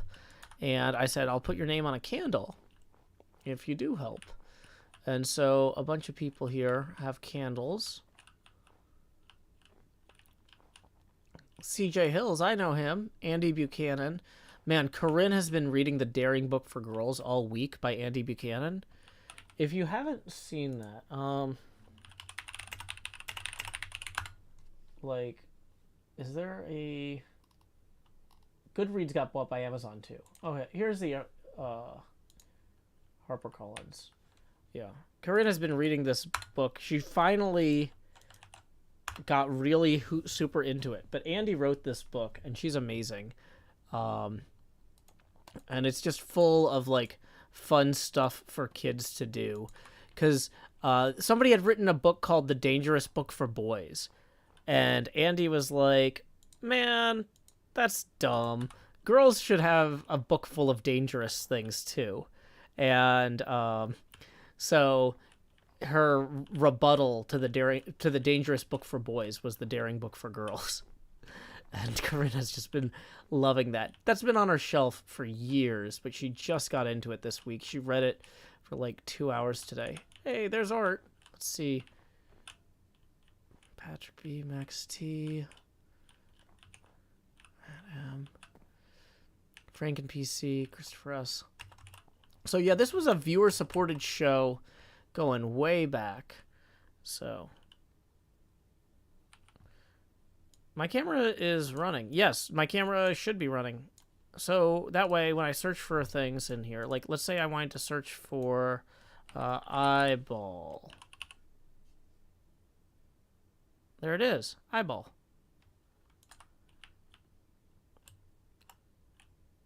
So, anyway, I also had a wheat farm in here. We were constantly running out of wheat. But yeah, so I made this cake here. Yep, my daughter's name is Corinne.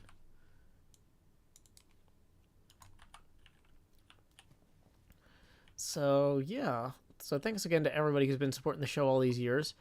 This was the first season where I really experimented with building micro-scale builds of actual buildings. You might recognize this one from the England. I rebuilt this again in Season 4, and then again, I think, in Season 8, just because I love it so much. It's such a simple design, but it works really well. And this was part of a series I did in HermitCraft Season 1 called Transatlantic Tea Time, where I tried to explain concepts from our British neighbors on HermitCraft to our American audience. So, yep. Lots of weird stuff in Season 1. Very experimental, weird stuff. Oh, this is my example of a surveillance camera. This is my example of a cell phone.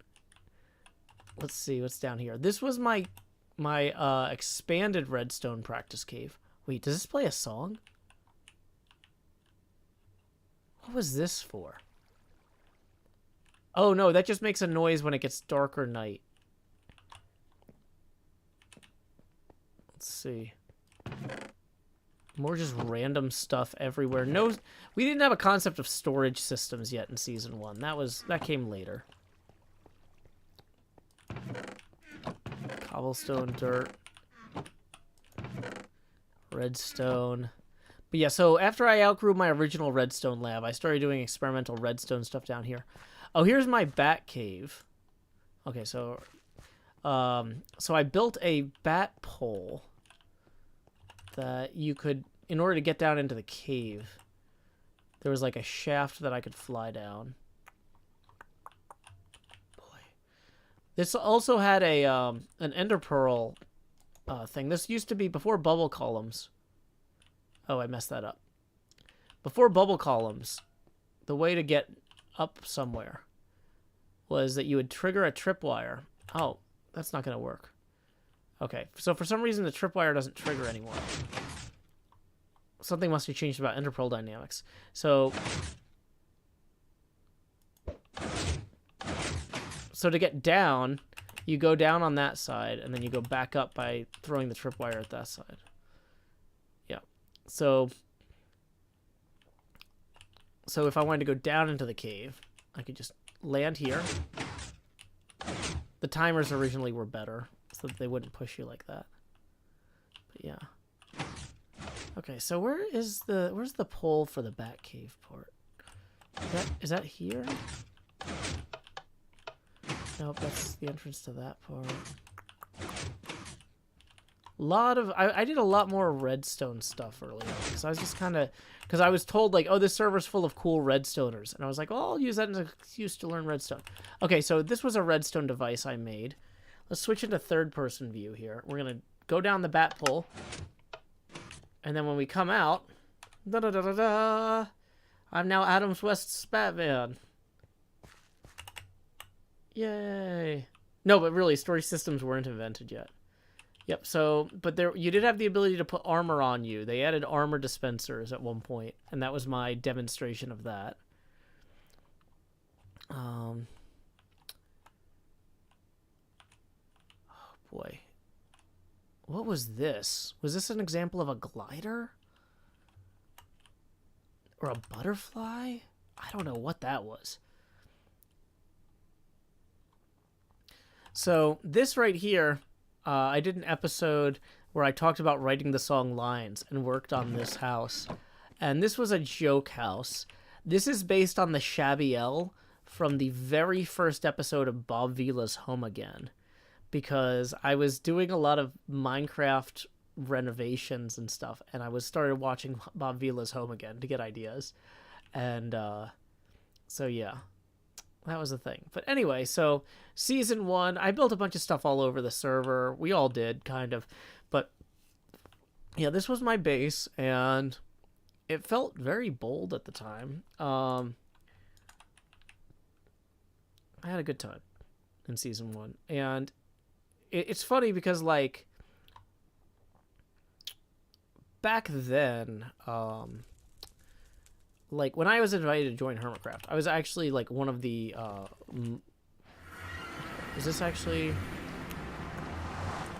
this connected to anything, or is this, yeah, because that's exactly how I would do this, is I would have a tunnel that, okay, yep, so here's the actual, okay, that's the way that you're actually supposed to go through it. What did I have in here? Just random stuff. I just have random stuff everywhere. I think there might have been a train track here, or I was planning on building a train track. No, I mean, that's clearly, obviously not a train track. No, there was definitely a train track. Maybe that got messed up in the world adaptation.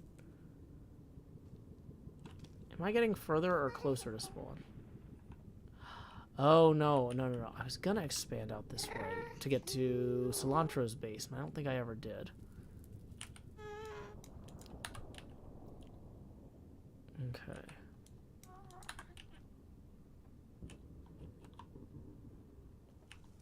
So, anyway. Let's go ahead and visit Season 2. Boy.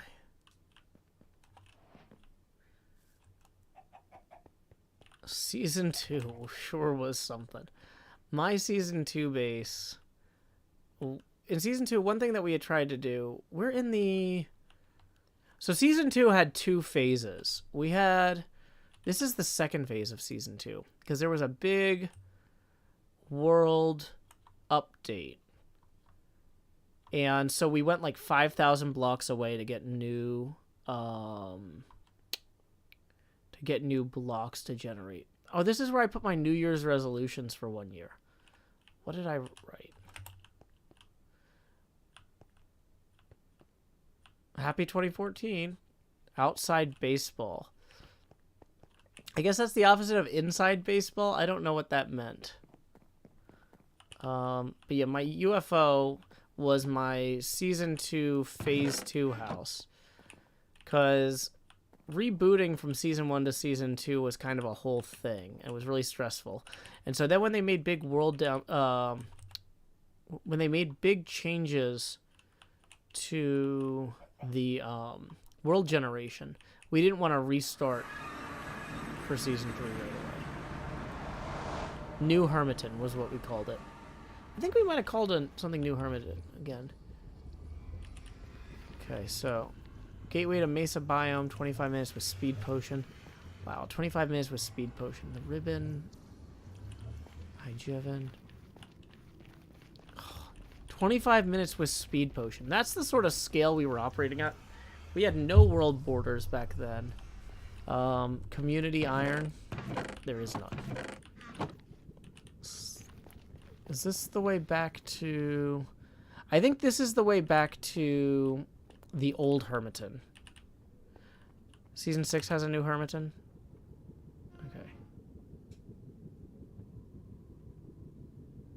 Okay, so let's just fly this way to the original spawn of Season 2. Because by the end of Season 2, that was like when I was really struggling with sleep deprivation because my daughter was not sleeping through the night. And, whoa, okay, wait, what is this? Mumbo's base, okay. So there's a turn here. What is this? Mumbo's base again. I don't remember this bit. Old Hermiton! Okay, so here's the station for Old Hermiton. We built like an actual cool train station under here with an actual train. That's super fun. Here is Old Hermiton. When Season 2 started, this was our spawn village. This is still pretty similar world gen to Season 1. Yep, Mumbo and Cleo both started in Season 2. But, oh, I love this world so much.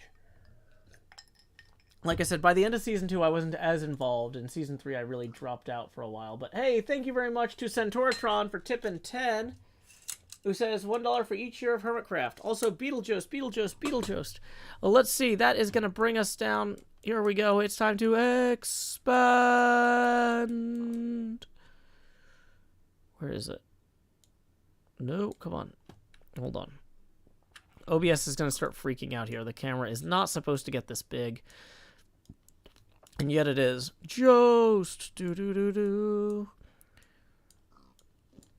Yeah, Dutroid was in Season 2. She was great.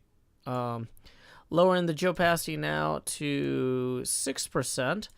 That is going to put us 18 away from our next face camera expansion and 38 away from the entrance of the Beetlejuice. So, Season 2, we decided we wanted to have like a central plaza.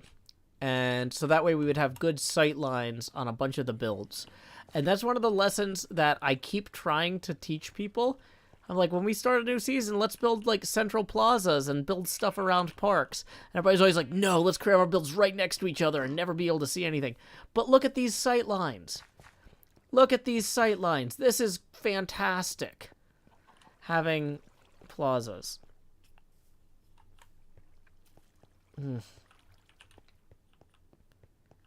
Yeah, Monkey Farm built that skull there. We've got a whole bunch of cool stuff in Season 2, World Spawn. My particular contribution was, well, my starter base was Mausoleum at Halicarnassus, commemorating the death of Biffa's Bowl. In loving memory of Biffa's Bowl, which was his Season 1 base, because that was one of the most incredibly intense builds in Season 1. And there was this kind of vibe like, well, wait, if we restart the world, we're going to lose all of these builds like Biffa's Bowl. And it's like, well, maybe we have to. Aw. Joe, life with you on the server is like a bowl full of cherries. Enjoy. Hugs and kisses, Aurelian and Monkey Farm. That's very nice. Thank you. Wait. I came here to correct the past as pink carpet changed the future forever. Dr. Beckett. Oh, that was one of the jokes, too, as I think the original Mausoleum of Halicarnassus had, like, paint on it, and we don't know what it looked like.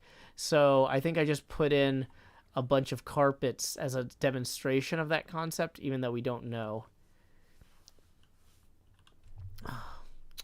Are shovels still being dispensed? I'm actually not sure. What does the sign say here?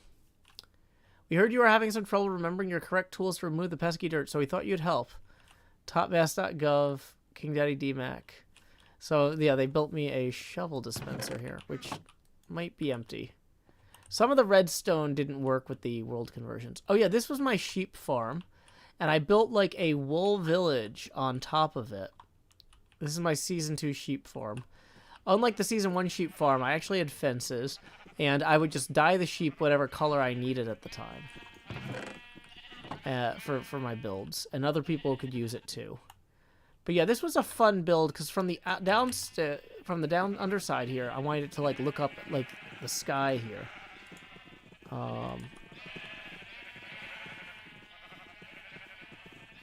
Yep, I think we were doing a lot of red stuff at the last time I logged on. Let's see. Oh, this is the dots game. We used to play this dots game all the time, where you try to make boxes. Hold on, redstone. That was fun.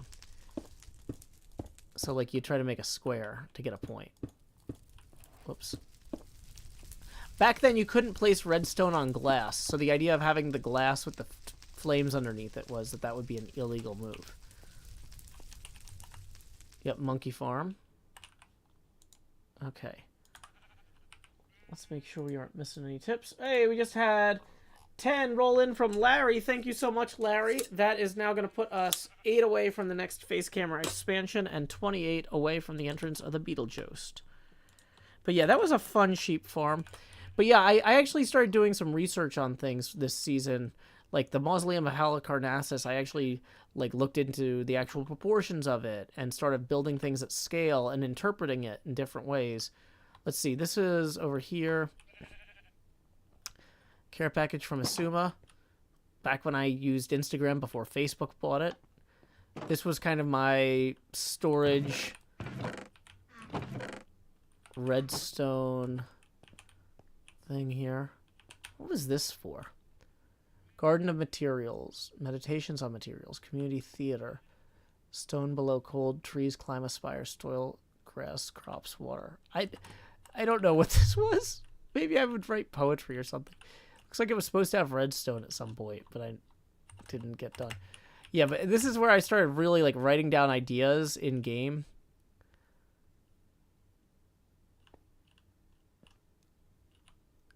Oh yeah, I had a whole thing about, I had an entire episode about profits. And so I made like notes on profits in here. And the relationship between YouTube people and like traditional profits, the difference between profits and profiteers. Oh, wow. Yeah, I was doing a lot of weird stuff back then. Yeah, like, I mean, I'm always doing a lot of weird stuff, but like that's the thing is, I've always been doing weird stuff. But yeah, so So my season 2 starter home was the mausoleum at Halicarnassus. But then I also built this museum. And this is a museum of retro pixel art eyes.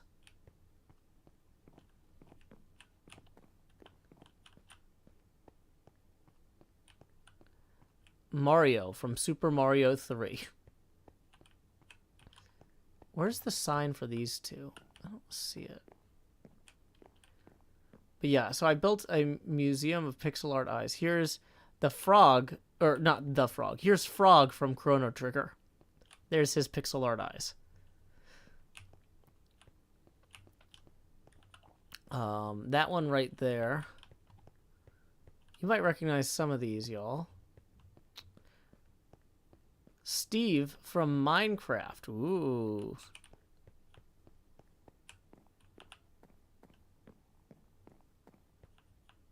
Do I not have signage on these? So this is one of the Vortigaunt things from Commander Keen. And this is one of the tentacles from Day of the Tentacle. Facecam's on. It's just at 3% opacity. Or no, it's at 6% opacity. Yeah, because we're 28 away from the face camera expansion. And I was messing with panes of glass that don't connect as windows here.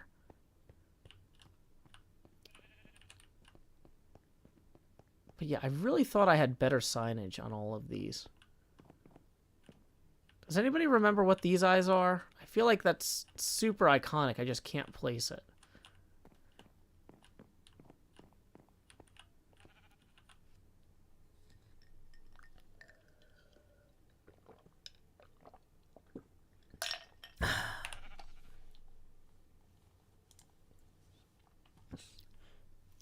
That sign to the left just says that it's a pixel art eye museum. It might... There's this... Yeah. So the sign to the left here says Retro Pixel Art Museum by Joe Hills. But yeah, the idea too was I put the eyes mounted on the windows so people who were exploring around... Oh, there's Pac-Man eyes. The ghost from Pac-Man up there.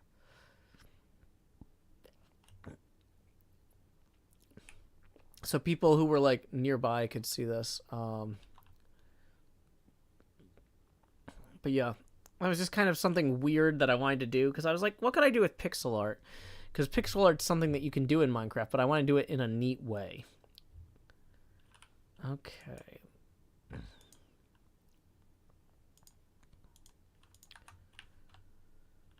Let's see, other people's builds.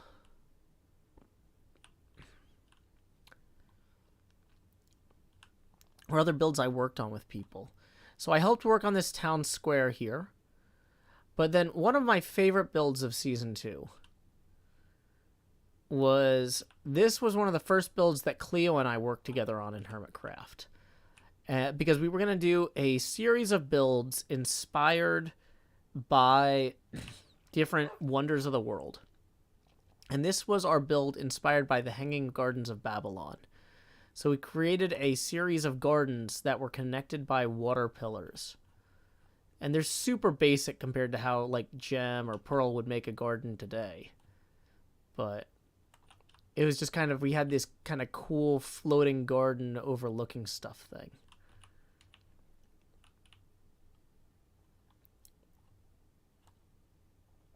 Okay, so other stuff that we came up with. So this season, I started doing some more scale models of iconic builds. So this was supposed to be the Washington Monument. I don't know why some of these are black wool. That's super weird. Did somebody might have replaced that as a prank, and I just never saw it. And then this was supposed to be a scale model of the Lincoln Memorial, because I was trying to show like how small you could go and still have something be recognizable.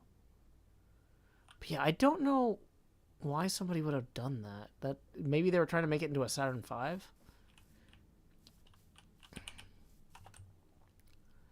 So Isuma, wait, hold on, wait, what was this? Yeah, Washington Monument scale 1/8 and Lincoln Memorial scale 1/8. And then the water between them is actually 1/8 too. Sand quarry. Please remove to sand and sandstone so we can have an awesome-looking wasteland over time. It didn't get as far as everyone was hoping. I feel like in Season 2, before we went all the way to New Hermiton, we must have done some other builds. But yeah, that hanging garden build was us really kind of pushing ourselves to do something different and new. And I'm realizing there's still just blocks here from scaffolding that ended up in the world download. We built this scaffold so we could place the first block of the bottom of that island. Never removed them. We're visiting Season 2 at the moment.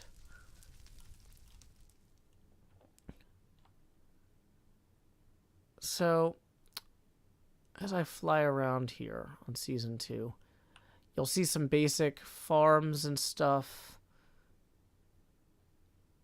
But I think, once again in Season 2, we kind of decided there's half-constructed homes at spawn. Oh boy. Yep, I don't know what we expected. No, there's no elytras until Season 4. But yeah, I really like how my eyeball museum looks from back here. I felt like that was a good build. The mausoleum at Halicarnassus was a good build. What is up in the sky there? Did I build a cloud over the mausoleum? Oh, that's right. I built a cloud over the mausoleum because it kept raining inside there and it was really annoying. And then we also built a cloud over our Redstone gaming area. So that wouldn't be a problem. Okay. Okay, it's all coming together now.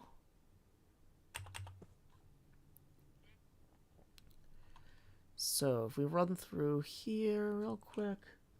Oh, wait, before we do, looks like we have a tip rolling through from Centauratron and their mom for 28, who says, let's do it right this time. Beetlejuice, Beetlejuice, Beetlejuice.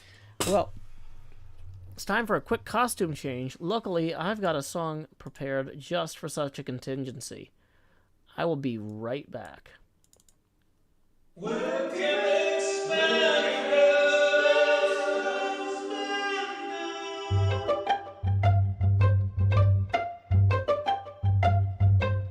Dear live stream viewers, will you watch my face? It took up your screens and began to fade.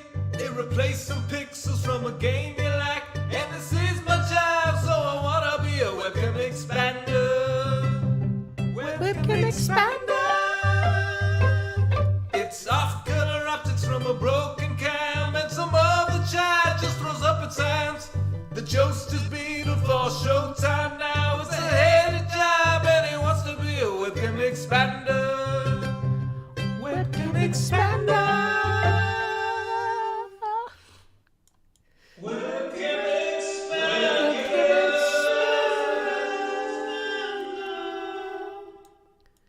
So, howdy y'all, it's me, the Beetlejuice, hanging out down here in Slot 9, like I always do. Thank you very much, Centauratron, and their mom for putting us over the top. Plus, we got 8 rolling in from Notorious LSP and BPSC Cheney, who says, let's get to the Beetlejuice. Thank you very much. That puts us 42 away from our next face camera expansion, because we switch over to $50 milestones at this point. You know, I'm the Beetlejuice, and I'm worth it. Okay, so here we go. So from Old Hermiton Station here, let's see. Dang it, can I go that way without going through the portal? Dang it, I really don't want to go through the portal. So from Old Hermiton Station, let's go ahead and just maybe break this. This we had all sorts of different little portals here. Let's see, I don't know where they all went. But yeah, we didn't really have a traditional spawn hub yet. That sign was meaningless and had nothing to say. End portal was this way. TFC's base was down here. Let's see what was through here. Oh good, it was cold. So cold. Roar. Somebody's ice farm, looks like. Okay. Yeah, I was gonna say, I don't really remember where the points of interest are on Season 2. So, if you want to know what our end portal looked like. Look at this. It's the end. But in Season 2, things were a lot different back then. Remember to hold shift when throwing pearls. Why would you throw pearls in the end? What was the benefit of that? Oh, yeah, that's right, because you need to throw a bunch of pearls to get all the way over here to our original Enderman farm. And everybody had chests over here for some reason. Community chests. Monkey Farm TFC. Did I have a chest over here? Huh, I actually don't think I use this farm often enough that I need to claim a chest. Can we go outside and look at this? So this is a super basic Season 2 Enderman farm. We're just dropping the Enderman down. Occasionally pushing them with pistons, it looks like. If they cause trouble. But yeah, so there we go. Let's go ahead and actually bring that up there. But yeah, whew. Quite a different experience there. So there's that tunnel we were just coming in through. We had tried to cover the entire thing here with snow so that Enderman wouldn't spawn. I don't think it worked very well. But, you know, that was something... That was the sort of thing you might attempt back then. And then, here's our exit. Back here. I don't know where my spawn's gonna be.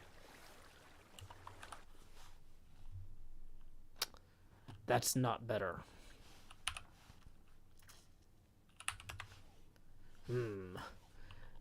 Okay, so we might not be able to, do much more here. What? Wait, S++, will that send us to the next season? No, okay. Serverless plus. Oh, I was just curious. So one thing I did want to do, I did want to stop by Season 8 real quick, because we're, jumping around. We just visited Season 1, Season 2. Yeah, let's accept that. Wait, hold on. Season 8, am I in the right place? Oh, this is the wrong one. I was thinking of Season 7. Well, we're here in Season 8, though. There's some cool stuff. We've got this swamp that we did the big charity event for Love Tropics. The HermitCraft community raised over $14,000 during just the HermitCraft segment of the show, benefiting Oceana, which is a charity that helps try to ensure that the oceans are not terrible. There's a ecological component to that. There is a labor component to that. It's cool stuff. Season ++ would be a time skip button, right? That made sense to me. But okay. So yeah, Season 7. This was... Or Season 8. We're in Season 8. Went to the wrong one. But yeah, so Season 8 had a lot of stuff going on with it. And we couldn't really talk about a lot of it at the time. Because, for one thing, the world was ending. But also, like, a bunch of stuff happened right at the end of the season. Like, I got COVID at the end of the season. So I didn't get to finish out the season the way I wanted to. So sorry about that. I know a lot of y'all were like, wow, the Season 8 ending really felt rushed. And it's like, well...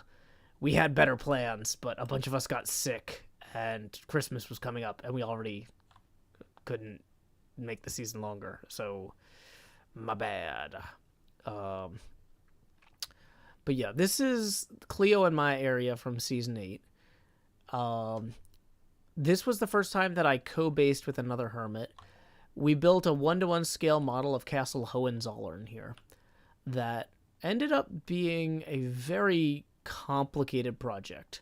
I ended up spending a lot of time rebuilding it. Oh, there's still some scaffolding in the world download. Of course there is. But this ended up being a super challenging project technically. It was good for Cleo and I to practice collaborating on it and working on things together, and I'm glad we did it.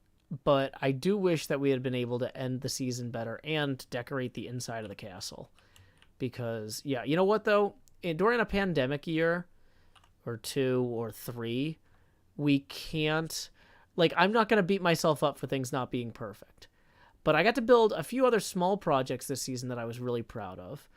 I was really proud of my Drawn and Courtier in here, based on the Acquisitions Incorporated C-Team headquarters.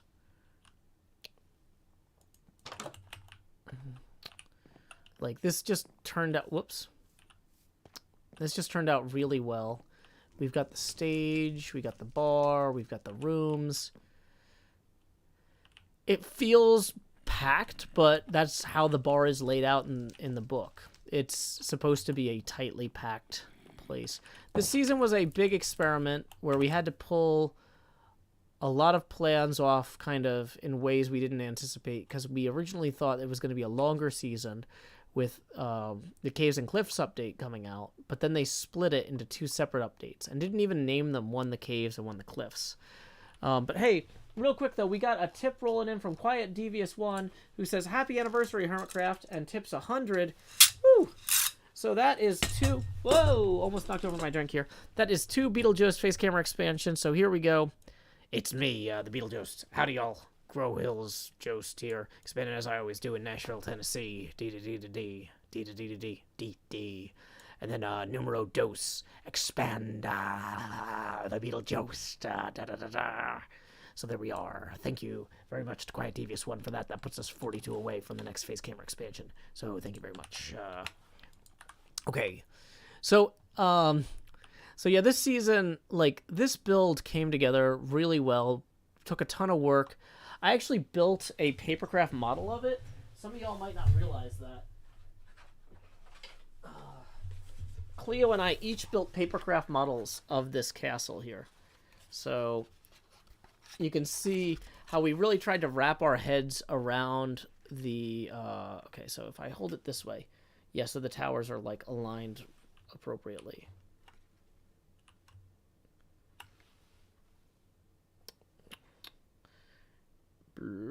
Kind of. It kind of works. But yeah, you can see how the different garden tiers and stuff like that match the actual things we built in the papercraft. This was a huge amount of work. And this got us in the habit of doing our weekly craft streams, though, which are still just amazing.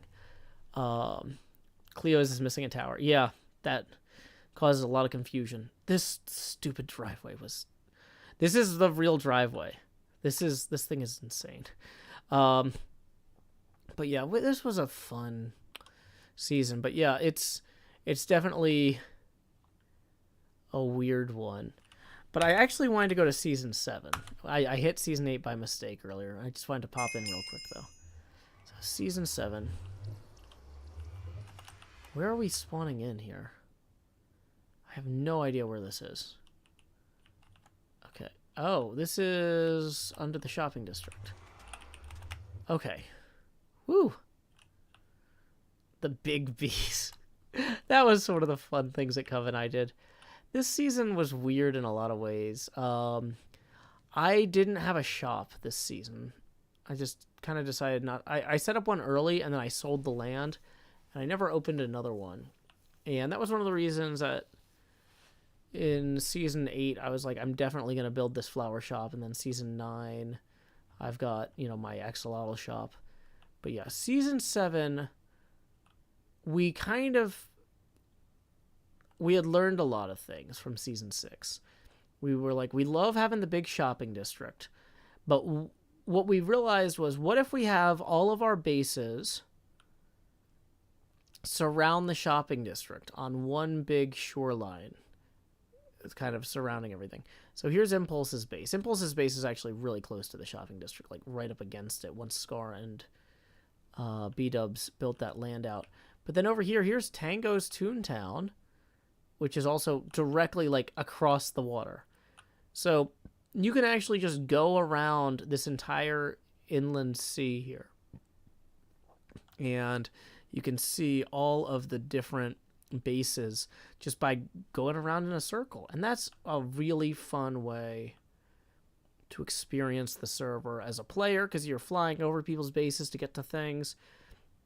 Geography-wise, the Season 7 geography was just top-notch on the seed. And we haven't really figured out exactly how to recapture that. Season 8, we had everybody on the big continent, kind of the opposite of this, where instead of having water in the middle, we had land in the middle. But my base was over here, past Falses, And this season, I think we might have been 4 or 5 weeks in when the tornadoes hit Nashville, and then the week after that, the lockdown started for the pandemic.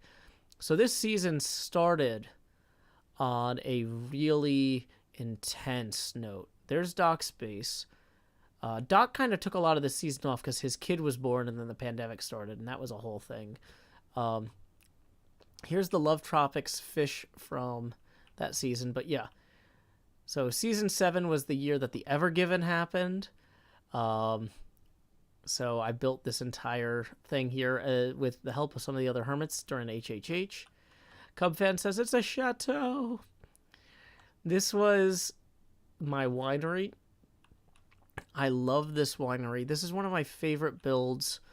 This is based on the Wizards of Wine winery from the Curse of Strahd book. Strahd, not Straub.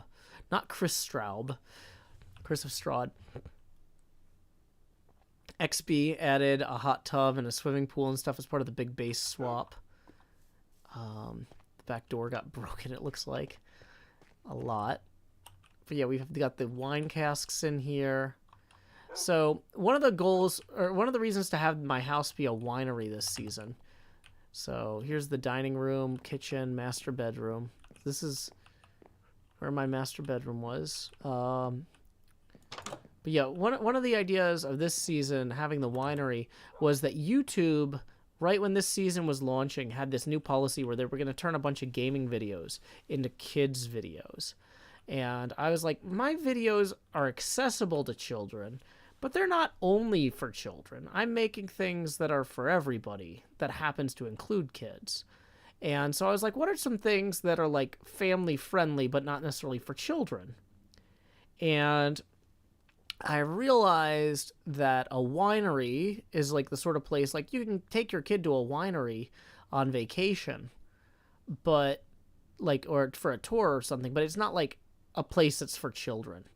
But I was like, having winery tagged in all of my YouTube videos would keep YouTube from making these be kids only videos. Yeah. Oh yeah, this was my Brandenburg gate to demonstrate where we connected with B-Dubs' base over here, which is of course ludicrous. My neighbor B-Dubs just building wild cliffs and castles and stuff at this ludicrous scale. Just wow. But B-Dubs was a great neighbor that season. I love this tulip field down here too. But yeah, I miss being able to just fly over and see all this cool stuff. I would take breaks during my streams and fly over there. But yeah, this was another season where I actually didn't do a finale video for the season. I ended up doing kind of a fake HermitCraft recap as my last episode, which kind of was fitting, but kind of, I don't know. But like, once again, it was a pandemic year season, and so getting everything right isn't always easy. Now, one thing I loved about this season was I wanted to get hype about the Caves and Cliffs update coming out soon, so I built this gigantic... I found out I had like... It's not technically a true triple spawner, but it's 3 spawners really close to each other. Baby spider, skeleton, and zombie. So I could go and get stuff from all 3 types of mobs here easily. I have my fancy shulker box storage system here. From back when I had a lot of shulker boxes. It seems I've only got like 3 now in the new season. But yeah, this cave didn't really exist when I started the season. This was just something that I would work on when I was stressed out during the pandemic. I would just dig to connect more and more space between all these spawners here until eventually they're not even like barely connected to the walls. And the cave just really goes a ways. I built this little witch hut here on a diagonal just to see if I could. I think I was watching Eurovision at the time. I have, for some reason, a lot of memories of Eurovision while doing this cave, or doing this witch hut. But yeah, this was a great season in terms of just the feel of it. This was the first season where I transitioned to being a contractor at my day job instead of being full-time. But I wasn't really. People are like, "Are you full time on YouTube?" And I'm like, "Not really." And I kind of am still not, because the problem is I'm juggling a bunch of stuff as a single parent and doing freelance work and doing YouTube, and so it's like I feel like I'm working nonstop, but I'm not only working on this. Like, I'm looking forward to one day, like when my kid goes off to college, I'll be able to just focus on being creative. But for right now, I mean, I'm enjoying things in the meantime. Here is our tower here, our lighthouse. Oh my gosh. I must have said the name of this lighthouse 800,000 times on stream. It's in Galicia, Spain. Oh my gosh, what's the name of this lighthouse?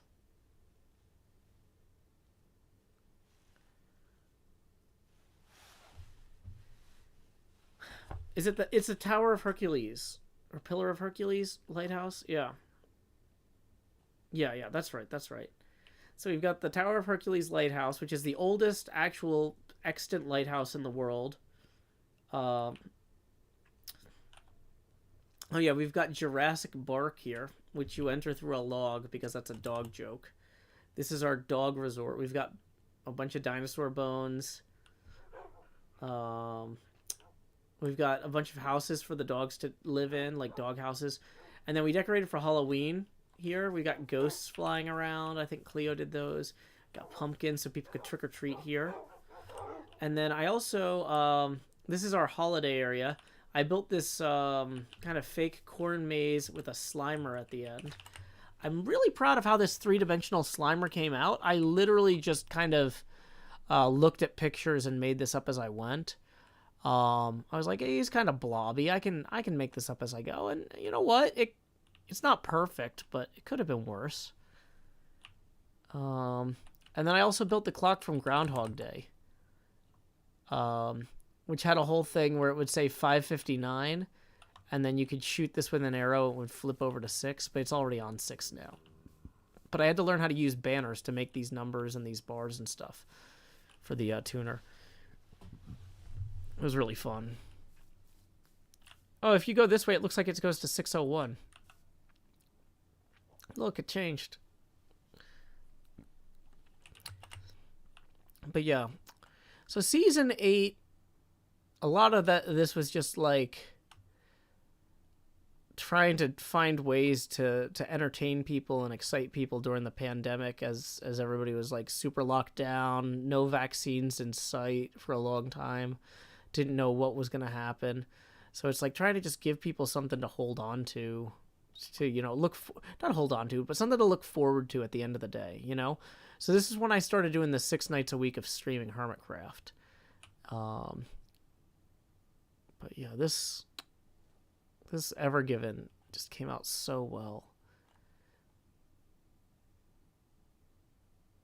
I don't know. I'm just enjoying looking at it. Because the thing is, with the Elytra, when you fly over stuff, you don't get to see it like this.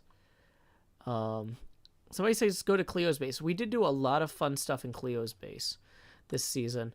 We didn't really do anything in XB's area, but I think we might pass by it. Oh wait, yeah, we did. We did the huge thing in XB's area because of the big base swap. I was like, why do you guys want to go to XB's? That's why. I don't remember how to get there in the Nether anymore. If anybody knows the coordinates of XB's base, that might be great. Because yeah, Ever Given was one of the first hermits helping hermits. Yeah, I built the giant disc, not shopping building, office building. Yeah, I was like blanking on that. But yeah, we were doing the big base swap right when the Ever Given got stuck, and I was like, XB, you gotta give me my base back. I could use the nether roof paths I made. I forgot I made the nether roof paths 2nd, 5th. Oh yeah, we should show those. But thank you, Aviva. Yes. Aviva, thank you for the coordinates. But yeah, we should show the nether roof paths. Because that was something... The wind down on Season 7 lasted a while, and that was one of the things people wanted to avoid with Season 8. They were like, we need to have Season 8 end all at once and not just have Joe poking around in the Nether for 2 weeks. And I'm like, well, I mean, I didn't mind poking around in the Nether, and this is kind of my job, so like that seems fine with me. But okay, here's Cleo's rainbow. I built this crazy cactus farm rainbow for Cleo here. As a gift. Let's not say a prank. But yeah. I was so tired. I'm always so tired when I make things. But yeah, so I built this cactus farm here in this rainbow because I was trying to build the most obnoxious cactus farm possible. And this felt like I thought I had figured it out. And that falls into a further cactus farm. And then I've also got like a, whatever farm over here. A bamboo farm. No mercy, no peace. Yes, please. But yeah, I built a bunch of stuff under Cleo's base. This was my secret base under Cleo's base. My bamboo farm to make scaffolding and cook smooth stone to make armor stands, because I owed Cleo like 1,000,000 armor stands. I think I only paid her like 700,000. But whatever, she's fine.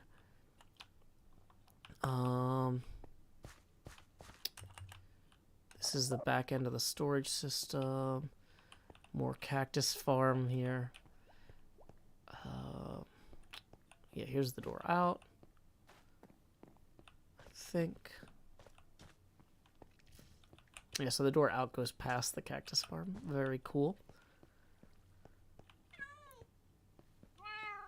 Okay, Corrales and Cleo ended up working together on making the zoo here really awesome.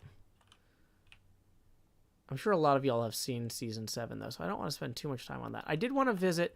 Some people had pointed out that one of the few times, because I said I don't think I've ever actually impressed Tango before in my latest video. I was like, this is the first time I've ever impressed Tango.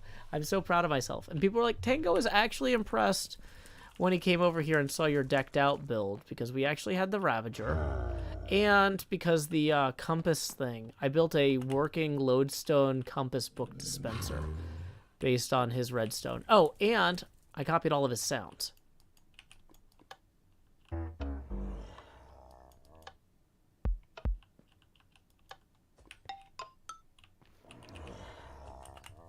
So, yeah. So there was some stuff in here.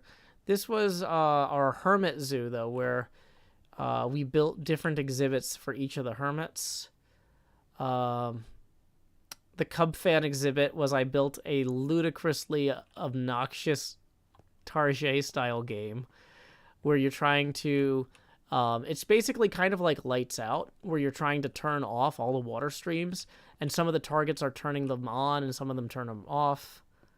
Cub fan says, yeah, that was super cool. I'm glad you liked it, Cub. Yeah, you put your score in the scorpion pit below. Cleo made a little scorpion. It's so cute. Looks like only Cleo and Cub submitted their scores. Cub won. Good job, Cub. But yeah, this was... Oh, and I had, in order to track whether or not you had turned off all the water, I had an armor stand with Cub that would move left or right based on whether or not any of the water was falling here. Yeah, somebody says there's a cub in the coffin. Yep, there is. Yep, Pharaoh cub. Oops. Got a little totem there. You can take it with you. Except for these organs. They go in the jars. But yeah, Cleo did a great job decorating this. I had a lot of fun building this. But yeah, then my Hermit Zoo thing was an armor stand Mystery Science Theater 3000 thing that I could film and replay mod. There's like Tom Servo, Crow, and oh gosh. I'm really tired today. Let's just say me. Let's just say I'm the astronaut from Mystery Science Theater 3000. Okay, yeah. Mike, yes, thank you. But yeah, this was a lot of fun building this. I also built... Cleo's thing was that she was a spider in the Hermit Zoo. And I built a button where you could turn the lava on and off. And there was just a giant cave full of mobs back there. I gotta show my roller coaster on Season 6. Oh, that's a good point. I had forgotten that was on Season 6. Let's go to XBCrafted's base first, though. I want to show the big base swap work I did on that office building, because that was a ton of work. And I'm not sure how many people actually saw it. Thank you, Rex. Jonah, Mike, and Joel. Okay. So from Cleo's here, we go... Wait, which way to spawn? Cleo... Is it mad at me? I don't know. You're great and I love you. I don't know who wrote that. I don't think that was me. Who on the HermitCraft server is that encouraging? Yep, that's the way to get to my base. So then, from here, the way to the top was Tango's giant roof hole. Where's Tango's giant roof hole? Is that this way?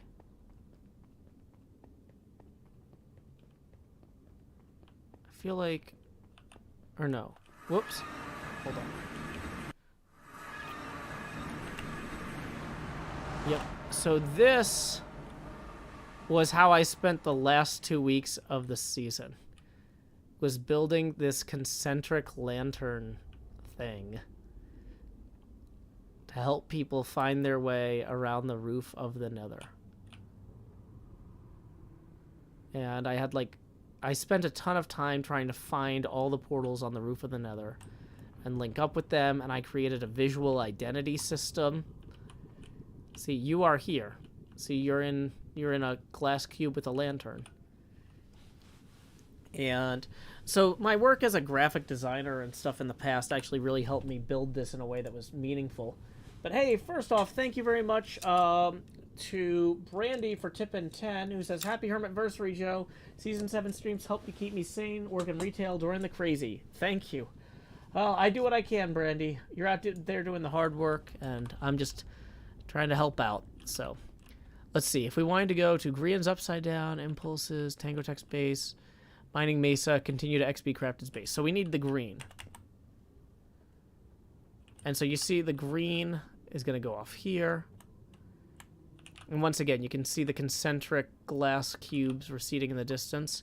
And I had lights every so often along these to indicate... so if you were flying within a light tree, you'd be able to make sure you were on track. Yeah. Hopefully this did help people with the world download. I got a lot of nice notes from people about it, so I don't think it was entirely wild. Oh yeah, here's our blue-green connector trail to go to Doc's World Eater. This is one-way Mining Mesa entrance. You can't come back out of there. Hub, XBCrafted's base. So I also had a whole thing where like the blue always took you further from the hub. And the yellow took you to the hub. So here's XBCrafted's thing. There's a hole in the roof here. You can go down. And then we go through the portal.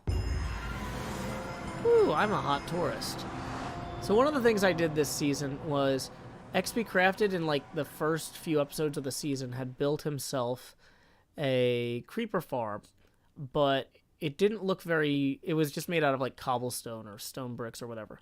And so I upgraded it to look more like a spaceship, like a bunch of the rest of his stuff with like white and black here. So I actually replaced like every single block in his creeper farm to make it match the vibe of his base, which was like this kind of cool portal. His main house is this kind of cool portal-y looking thing here,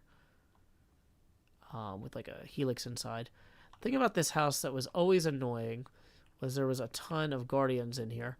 I did build my first item sorter in this season in order to allow him to sort his inventory. So I put these hoppers here that go into these...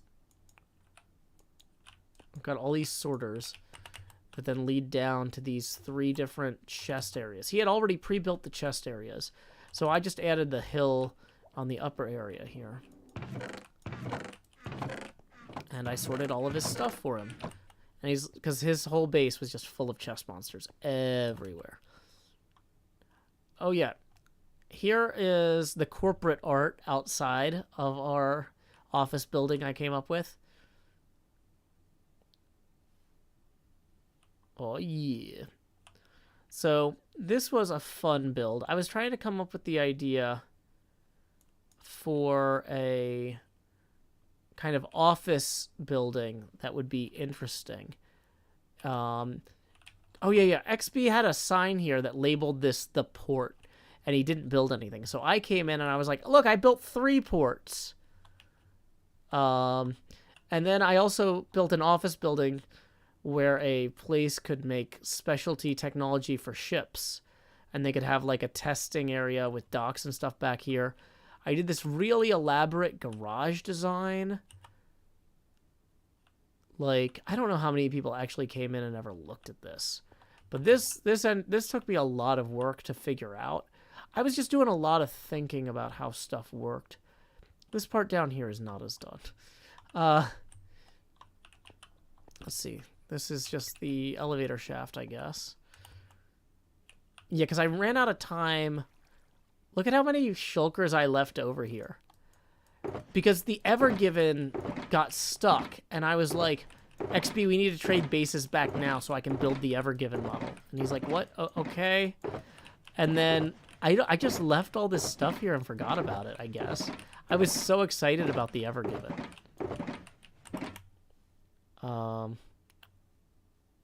But yes, so worked really hard on that parking deck. But yeah, I wanted to have the front of the building look like floppy disks and the sides to look like floppy disks. Did XP do something on this floor? Oh, that floor is the cafeteria. We can head over here to check that out. Yeah, so I came up with this like cafeteria concept, but I didn't have the didn't build the restaurants in yet.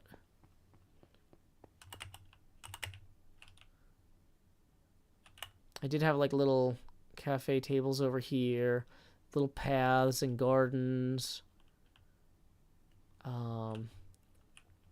But yeah, this was a building that, like, if the season had gone on longer, I probably would have come back to this. But there was just... there was just no way. Every season, there's always stuff that you don't get to. But yeah, this was a fun one. I really enjoyed this. So let's see.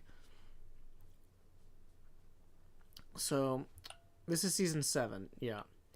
But yeah, I was really experimenting a lot with scale and size and structure here.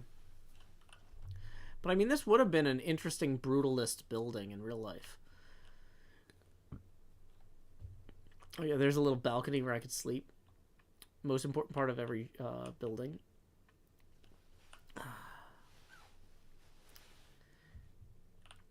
Yeah, that was a fun one. Hopefully I didn't ruin the view from XP's house here too much. Although I think I kind of built it at an angle where you wouldn't really see it directly from inside the house. Yeah, you'd have to kind of go out here to see it. How'd I come up with the shape of the building? Because I used to have a stand for floppy disks like that on my desk. And so I built it at a scale that the lines on the label of the floppy disk would correspond with the floors of the building. And that felt like it worked well. Okay.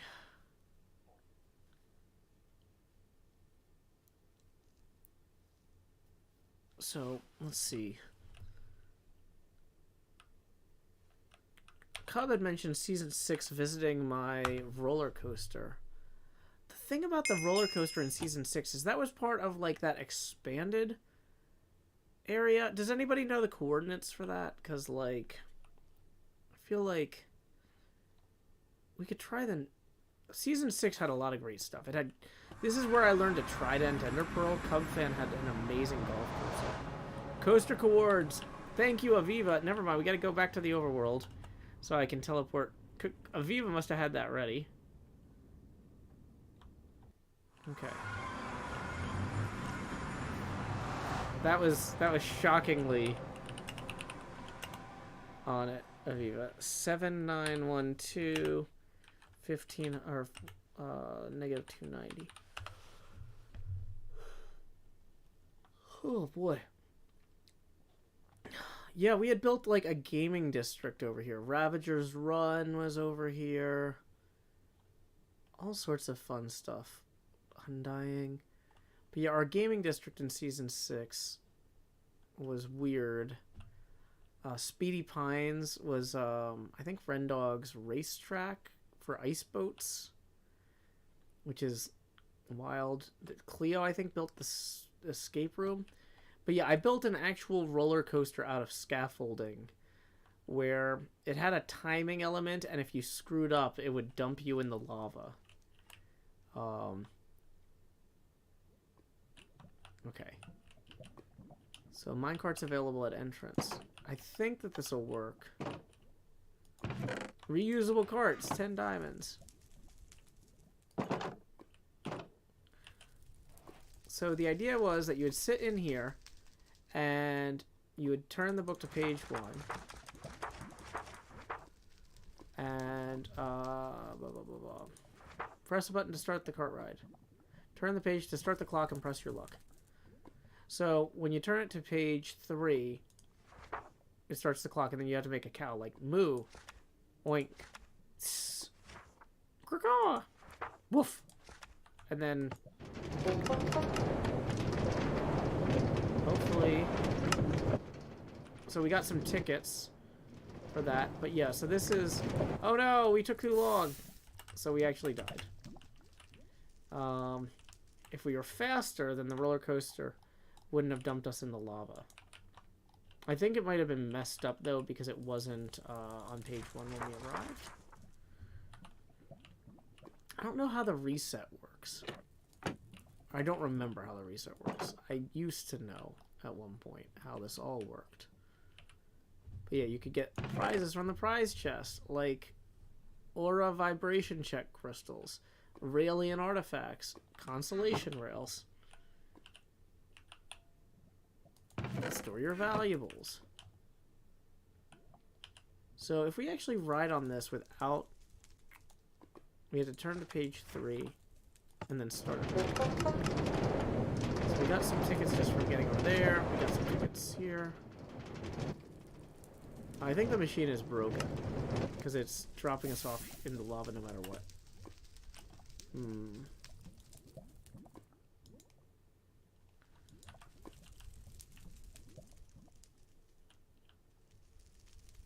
Okay. Well, core concept. This whole thing, this roller coaster was a challenging build because, once again, I built it all with scaffolds.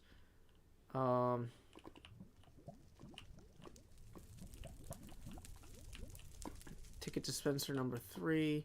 So if you survive long enough, you go back under, you go up this hill. Trap juncture number 3. I had labeled all the different junctures so I could figure out what stuff wired to what. Wait.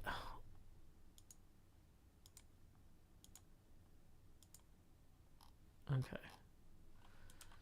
So, oh, sorry, Sapphire Smith. I accidentally clicked the wrong name there. But yeah, so if you actually manage to survive those traps, then you go down here. The pressure plates at the entrance restart it? Maybe. Here's another trap juncture that'll either drive you into the lava there, or you go back up here, and over and up. And then at the very end, it's designed to psych you out. If you make it this far, you get a bunch of tickets from that. And you think that you're gonna go there. But it actually just pops you. There's kind of a fake track here that makes it look like you're gonna exit here, but it actually just pops you straight back where you land, where you started. So yeah, this was a really weird, fun build. Joe Hills' potentially deadly roller toaster. Do do do do. So yay, we did it.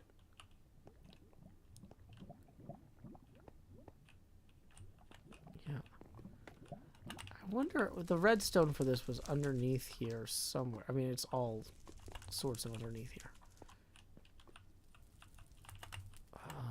I don't remember where my access point was. I think I saw a door down here, though. Nope. It's just a wireway. It's been a long time. Okay. Oh. So anyway, yep, that was just something else wild I built in Season 6. I feel like we've been jumping all around, but I kind of want to go back to Season 1. And we're in the... Oh, that's why... Huh. If we go back to the lobby... I forgot that I left Season 1 because I was kind of lost in the nether. I guess I could technically teleport anywhere. But if we go back to the lobby here... And then we go through the Season 1 portal, which, once again, congrats to Firecracker for this, or thanks to Firecracker for this incredibly awesome HermitCraft 10 years thing here. There's the moon blowing up in the last season. Ah, so good. So good, Firecracker. This lobby area is fantastic. If we go through the portals here... Will that take us back to the entrance to Season 1? If I die, I go back to spawn. Oh, that's probably a good point. Yeah, okay, so /kill.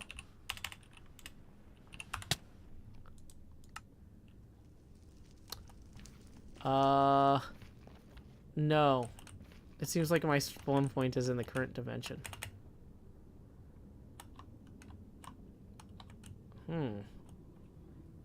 That's interesting. I don't think we had broken through the roof of the nether yet.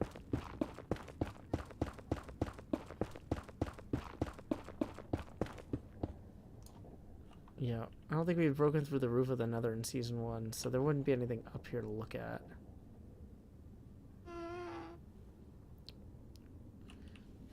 Hypno says 0, should be close to spawn.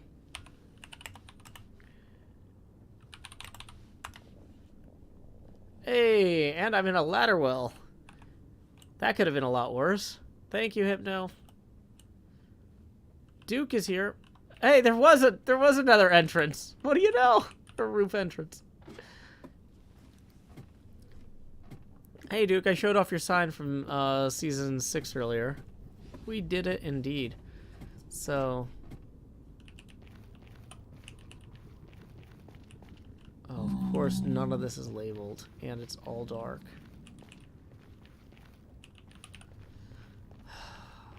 Let's try this one again.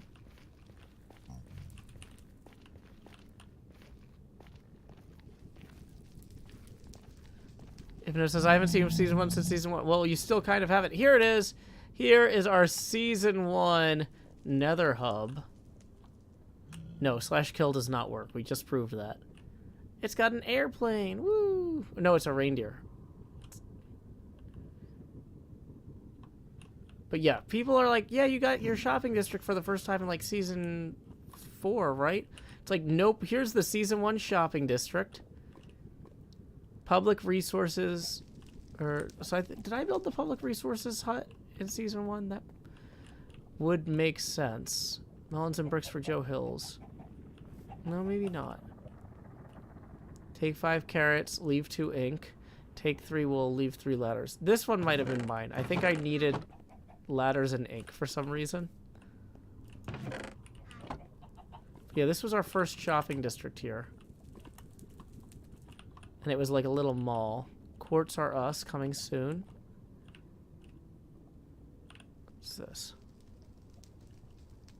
Gently chew food and leave it there. TNT shop.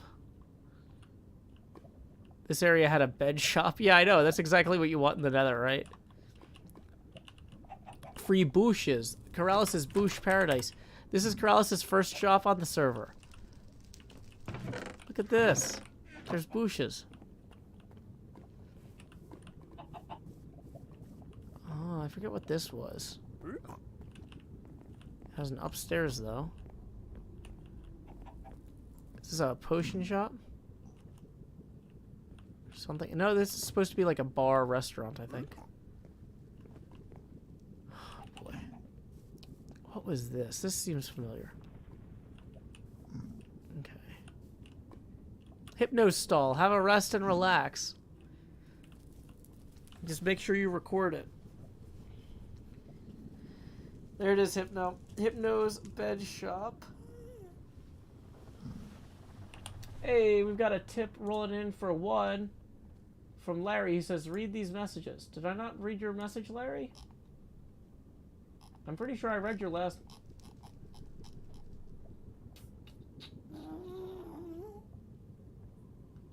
I remember seeing a message from Larry earlier, and I'm pretty sure I read it. But, okay. Well, anyway, thank you for the $1, Larry. That puts us 31 away from the next face camera expansion. You got Corellis with this one's? Nice. King Day, D-Max, Iron Emporium. No tea eaters allowed. That's what he was calling Brits. There was a lot of... That's why I tried to create the transatlantic tea time to open us up to the Angels with Bent Halos Foundation. But yeah, we had 4 different colors around the hub. I remember building these chains took forever. We dug a lot of this out. Like, this was not in open air originally. But yeah, figuring out these chains was very time consuming and difficult. And I think my base was down... I forget which tunnel my base was down. Maybe the brick. Whoa! Gas should not be spawning in here. Towards Hypnos, Joe Hills, and Isumos. I haven't ridden in this, on this track for a while. Memories. La, da, da, da.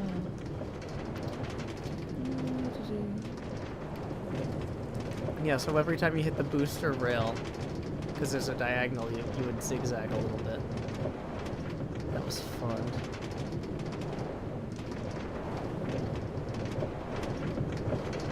And then we had like a place where you could hop off. So in order to stop mobs from walking on the railroad tracks, I think that was Hypno's base back there. In order to stop... Don't go to your pyramid. No, this isn't... We're not going to the pyramid. That's really far away. That's like an 8-hour... Or 8 month... Not 8 hour. 8 minute. I think this was... Hold on. I think that this was the entrance to my base. No, that was Hypno's experience farm. My base was close, though, to that. Yeah, Hubward, Silward, Cilantro Gamer was that way, and then my base was through this portal. Yeah, okay. So we found that. Hey, look at us. Doing things like we're competent. Is there a sign in that tree? There's so much stuff. No, that's a cat. I was gonna say, there could be all sorts of stuff in here that I just never saw. Yep, Cilantro Gamer, our first streamer. Oh yeah, I built this T for transatlantic tea time. It represents tea, like the British eat. Random furnaces. We didn't really clean up the world before the world download back then. But yeah, this was my portal. We were actually here earlier this stream, but I just wanted to wrap up back here in season 1. We've got my original little house here, which is still in my YouTube banner because I love it so much. Yeah, this is my original season 1 HermitCraft house. This little stilt house. Yeah. But yeah, I think we visited every season that I was a part of at this point. We visited season 1, season 2, season 3 briefly, season 4, season 5, season 6, 7, 8. Yeah. So we have visited. We still don't clean up the world much. Thanks, Superstone. I appreciate it. Let's see. Before we wrap up the stream, we got another tip rolling in from Agata for 6. Thank you very much, Agata. Who says, I love your art, and this stream is reminding me of that big time. Keep being you and growing, Joe. Thank you. You know what? This has been a fantastic 10 years. Why do I have that up? This has been a fantastic 10 years. I can't thank y'all enough for just being here and encouraging me, um, being kind to each other and friendly and stuff. Like, it's fantastic to be part of such an incredible community. Not just um, as an artist, but also as a person. Like, I've been thinking about this a lot lately. Like, how, you know, people are like, well, you don't want to have these weird parasocial relationships with your viewers and stuff. And I get that. But, like, in a lot of ways, this is kind of like owning a bar, right? So the bartender sees a lot of the same regulars every day. And you know what? He doesn't know what their lives are like at home or at work or whatever. But he gets to see the same people or the same regulars, you know, a few times a week and sees a little bit of their lives and gets to see them interacting with each other and how they treat each other. And, you know, I feel like that's kind of like what my experience has been here. Like, I feel like I'm doing something good by creating a space that y'all can come together, but also just getting to be a part of y'all coming together is really rewarding for me too and really special to me. And I do want to say that I just really am so glad to have y'all here joining me to be a part of this community. And, you know, of course, the relationships I have with the other hermits are really special in a different way. You know, I kind of say, like, this is kind of like an artist's co-op where we all rent the same warehouse and we paint everything. And then every year or so we rent a new warehouse and we paint everything. And we do weird art stuff together and we hang out. And yeah, some of us come in and go at different times of day. And some of us are closer to each other. And some of us don't see others as often. But, like, you know, we're all kind of part of this big collective art project. And we try to find ways to help each other. And that has been just so formative for me for the last 10 years. Even though people have come and go over time, it's just really something that's been so incredibly, I want to say inspiring, but I feel like that's not strong enough a word.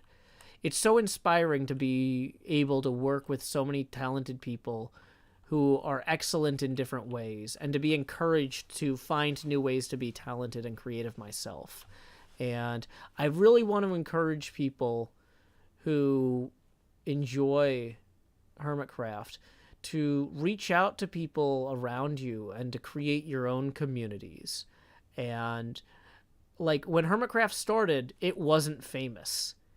When I was invited to HermitCraft, it wasn't a big deal. There wasn't a thing yet, really. It was 5 weeks old. Nobody had heard of it. And now it's a juggernaut. But it's not about how recognizable something is that makes it special. It's about what you get out of it and what other people get out of your involvement with it. And HermitCraft for me has been a huge labor of love for many years before I was able to make it a job. It was my creative outlet. It was what kept me sane when everything else in my life just sucked and was really difficult. And, you know, I really want to encourage folks to find ways to make things with other people, even if it's not Minecraft. Just find ways to be parts of groups and to get to know people who are different from you, from different parts of the world and different backgrounds. And don't be worried that maybe the first one isn't going to be the right one for you. Because, like, I did collabs with other YouTubers and stuff before HermitCraft, and some of them ended up creating relationships that lasted for years. Like, I'm still friends with Cleo. I knew Cleo long before HermitCraft, but there are other people that, you know, we got along okay, but it didn't quite click or whatever, and that's okay. So don't be discouraged if you've tried to do something creative in the past with other people and it didn't work out, because, you know, sometimes the timing's just not right. Sometimes it's not the right group, but, you know, I think it's worth trying and worth revisiting. And I know the last couple of years have been really isolating for a lot of us, and so, you know, I'm not saying go out and find this and create this tomorrow, but just be open to it if something comes up, you know?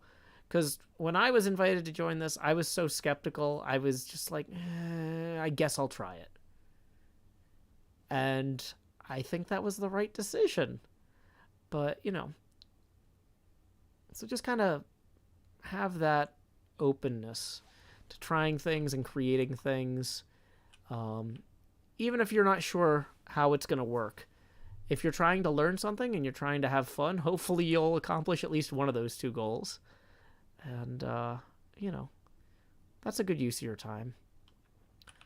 So, yeah, here it is. My Season 1 house. Alrighty. Well, thank you all so much for joining me for this incredible tour. It was fantastic seeing so many familiar names like Cubefun135 and Hype Not Izzed, Duke Pie, Anist. I don't know a lot. Okay, I don't know how to say a lot of these names, but I've seen a lot of these names for a long time, and they're recognizable to me visually. And also, I hope before you think I start taking myself too seriously about being people are saying a lot of nice things that I just said something very inspiring. I've actually been thinking about writing a fake inspirational like motivational speaker type book. I was working on this when I was in the car earlier, and like the tone of that book would be kind of a parody of kind of the tone of what I just said, where the first line of the book would be, "You are inspired. By opening this book, you have opened yourself to the excitement and agitation of creative forces beyond yourself, standing before the banquet of humanity and calling out to the old muse, sing to me." So, yeah, there's a brief excerpt of the latest stupid thing I'm working on. I was so inspired by Rick and Hale's novel or book in the show Severance. I was like, I could do that. But yeah, so don't worry, y'all. Even though I'm getting a little bit emotional, I'm not going to take myself too seriously. I'm going to take any good advice I have and just cover it with sarcasm and make it as over the top as possible. But yeah, let's see what is going on there out in the world this evening. Oh, I need to reload this.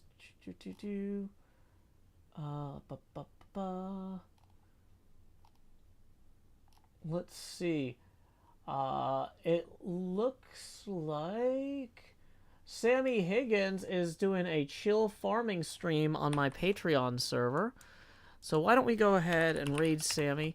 When you get over there, say howdy, y'all. Joe Hill's right here. Somebody said, Joe, can you do the outro music? I'm trying to avoid doing too much music this stream because I really don't want the VOD to get taken down. I realize I maybe shouldn't have even done the Beetlejuice music. Like, that was a little bit of a risk. But, yeah, because the VODs sometimes get flagged for music. But anyway, when you get over there to see Sammy, say howdy, y'all. Joe Hill's right here. And, yeah. It's so hard. Like, I don't want to say goodbye to 10 seasons of 10 years of HermitCraft, but then I guess I realize I don't have to because we're gonna go make more. Anyway, I'll see y'all tomorrow for the HermitCraft UHC at 2 p.m. U.S. Central Time. That's gonna be held on the Snapshot, and we're gonna be holding it on the same seed as the HermitCraft map, but south of the world border. So we spent today looking back and seeing what the last 10 years was like. If you want to see what this season's going to be like after the world border drops with 119, come hang out for the Snapshot UHC. This is going to be the first time we're seeing the terrain with the 119 world gen south of the world border. So anyway, until next time, y'all, this is Joe Hills from Nashville, Tennessee. Keep adventuring. Do-do-do-do.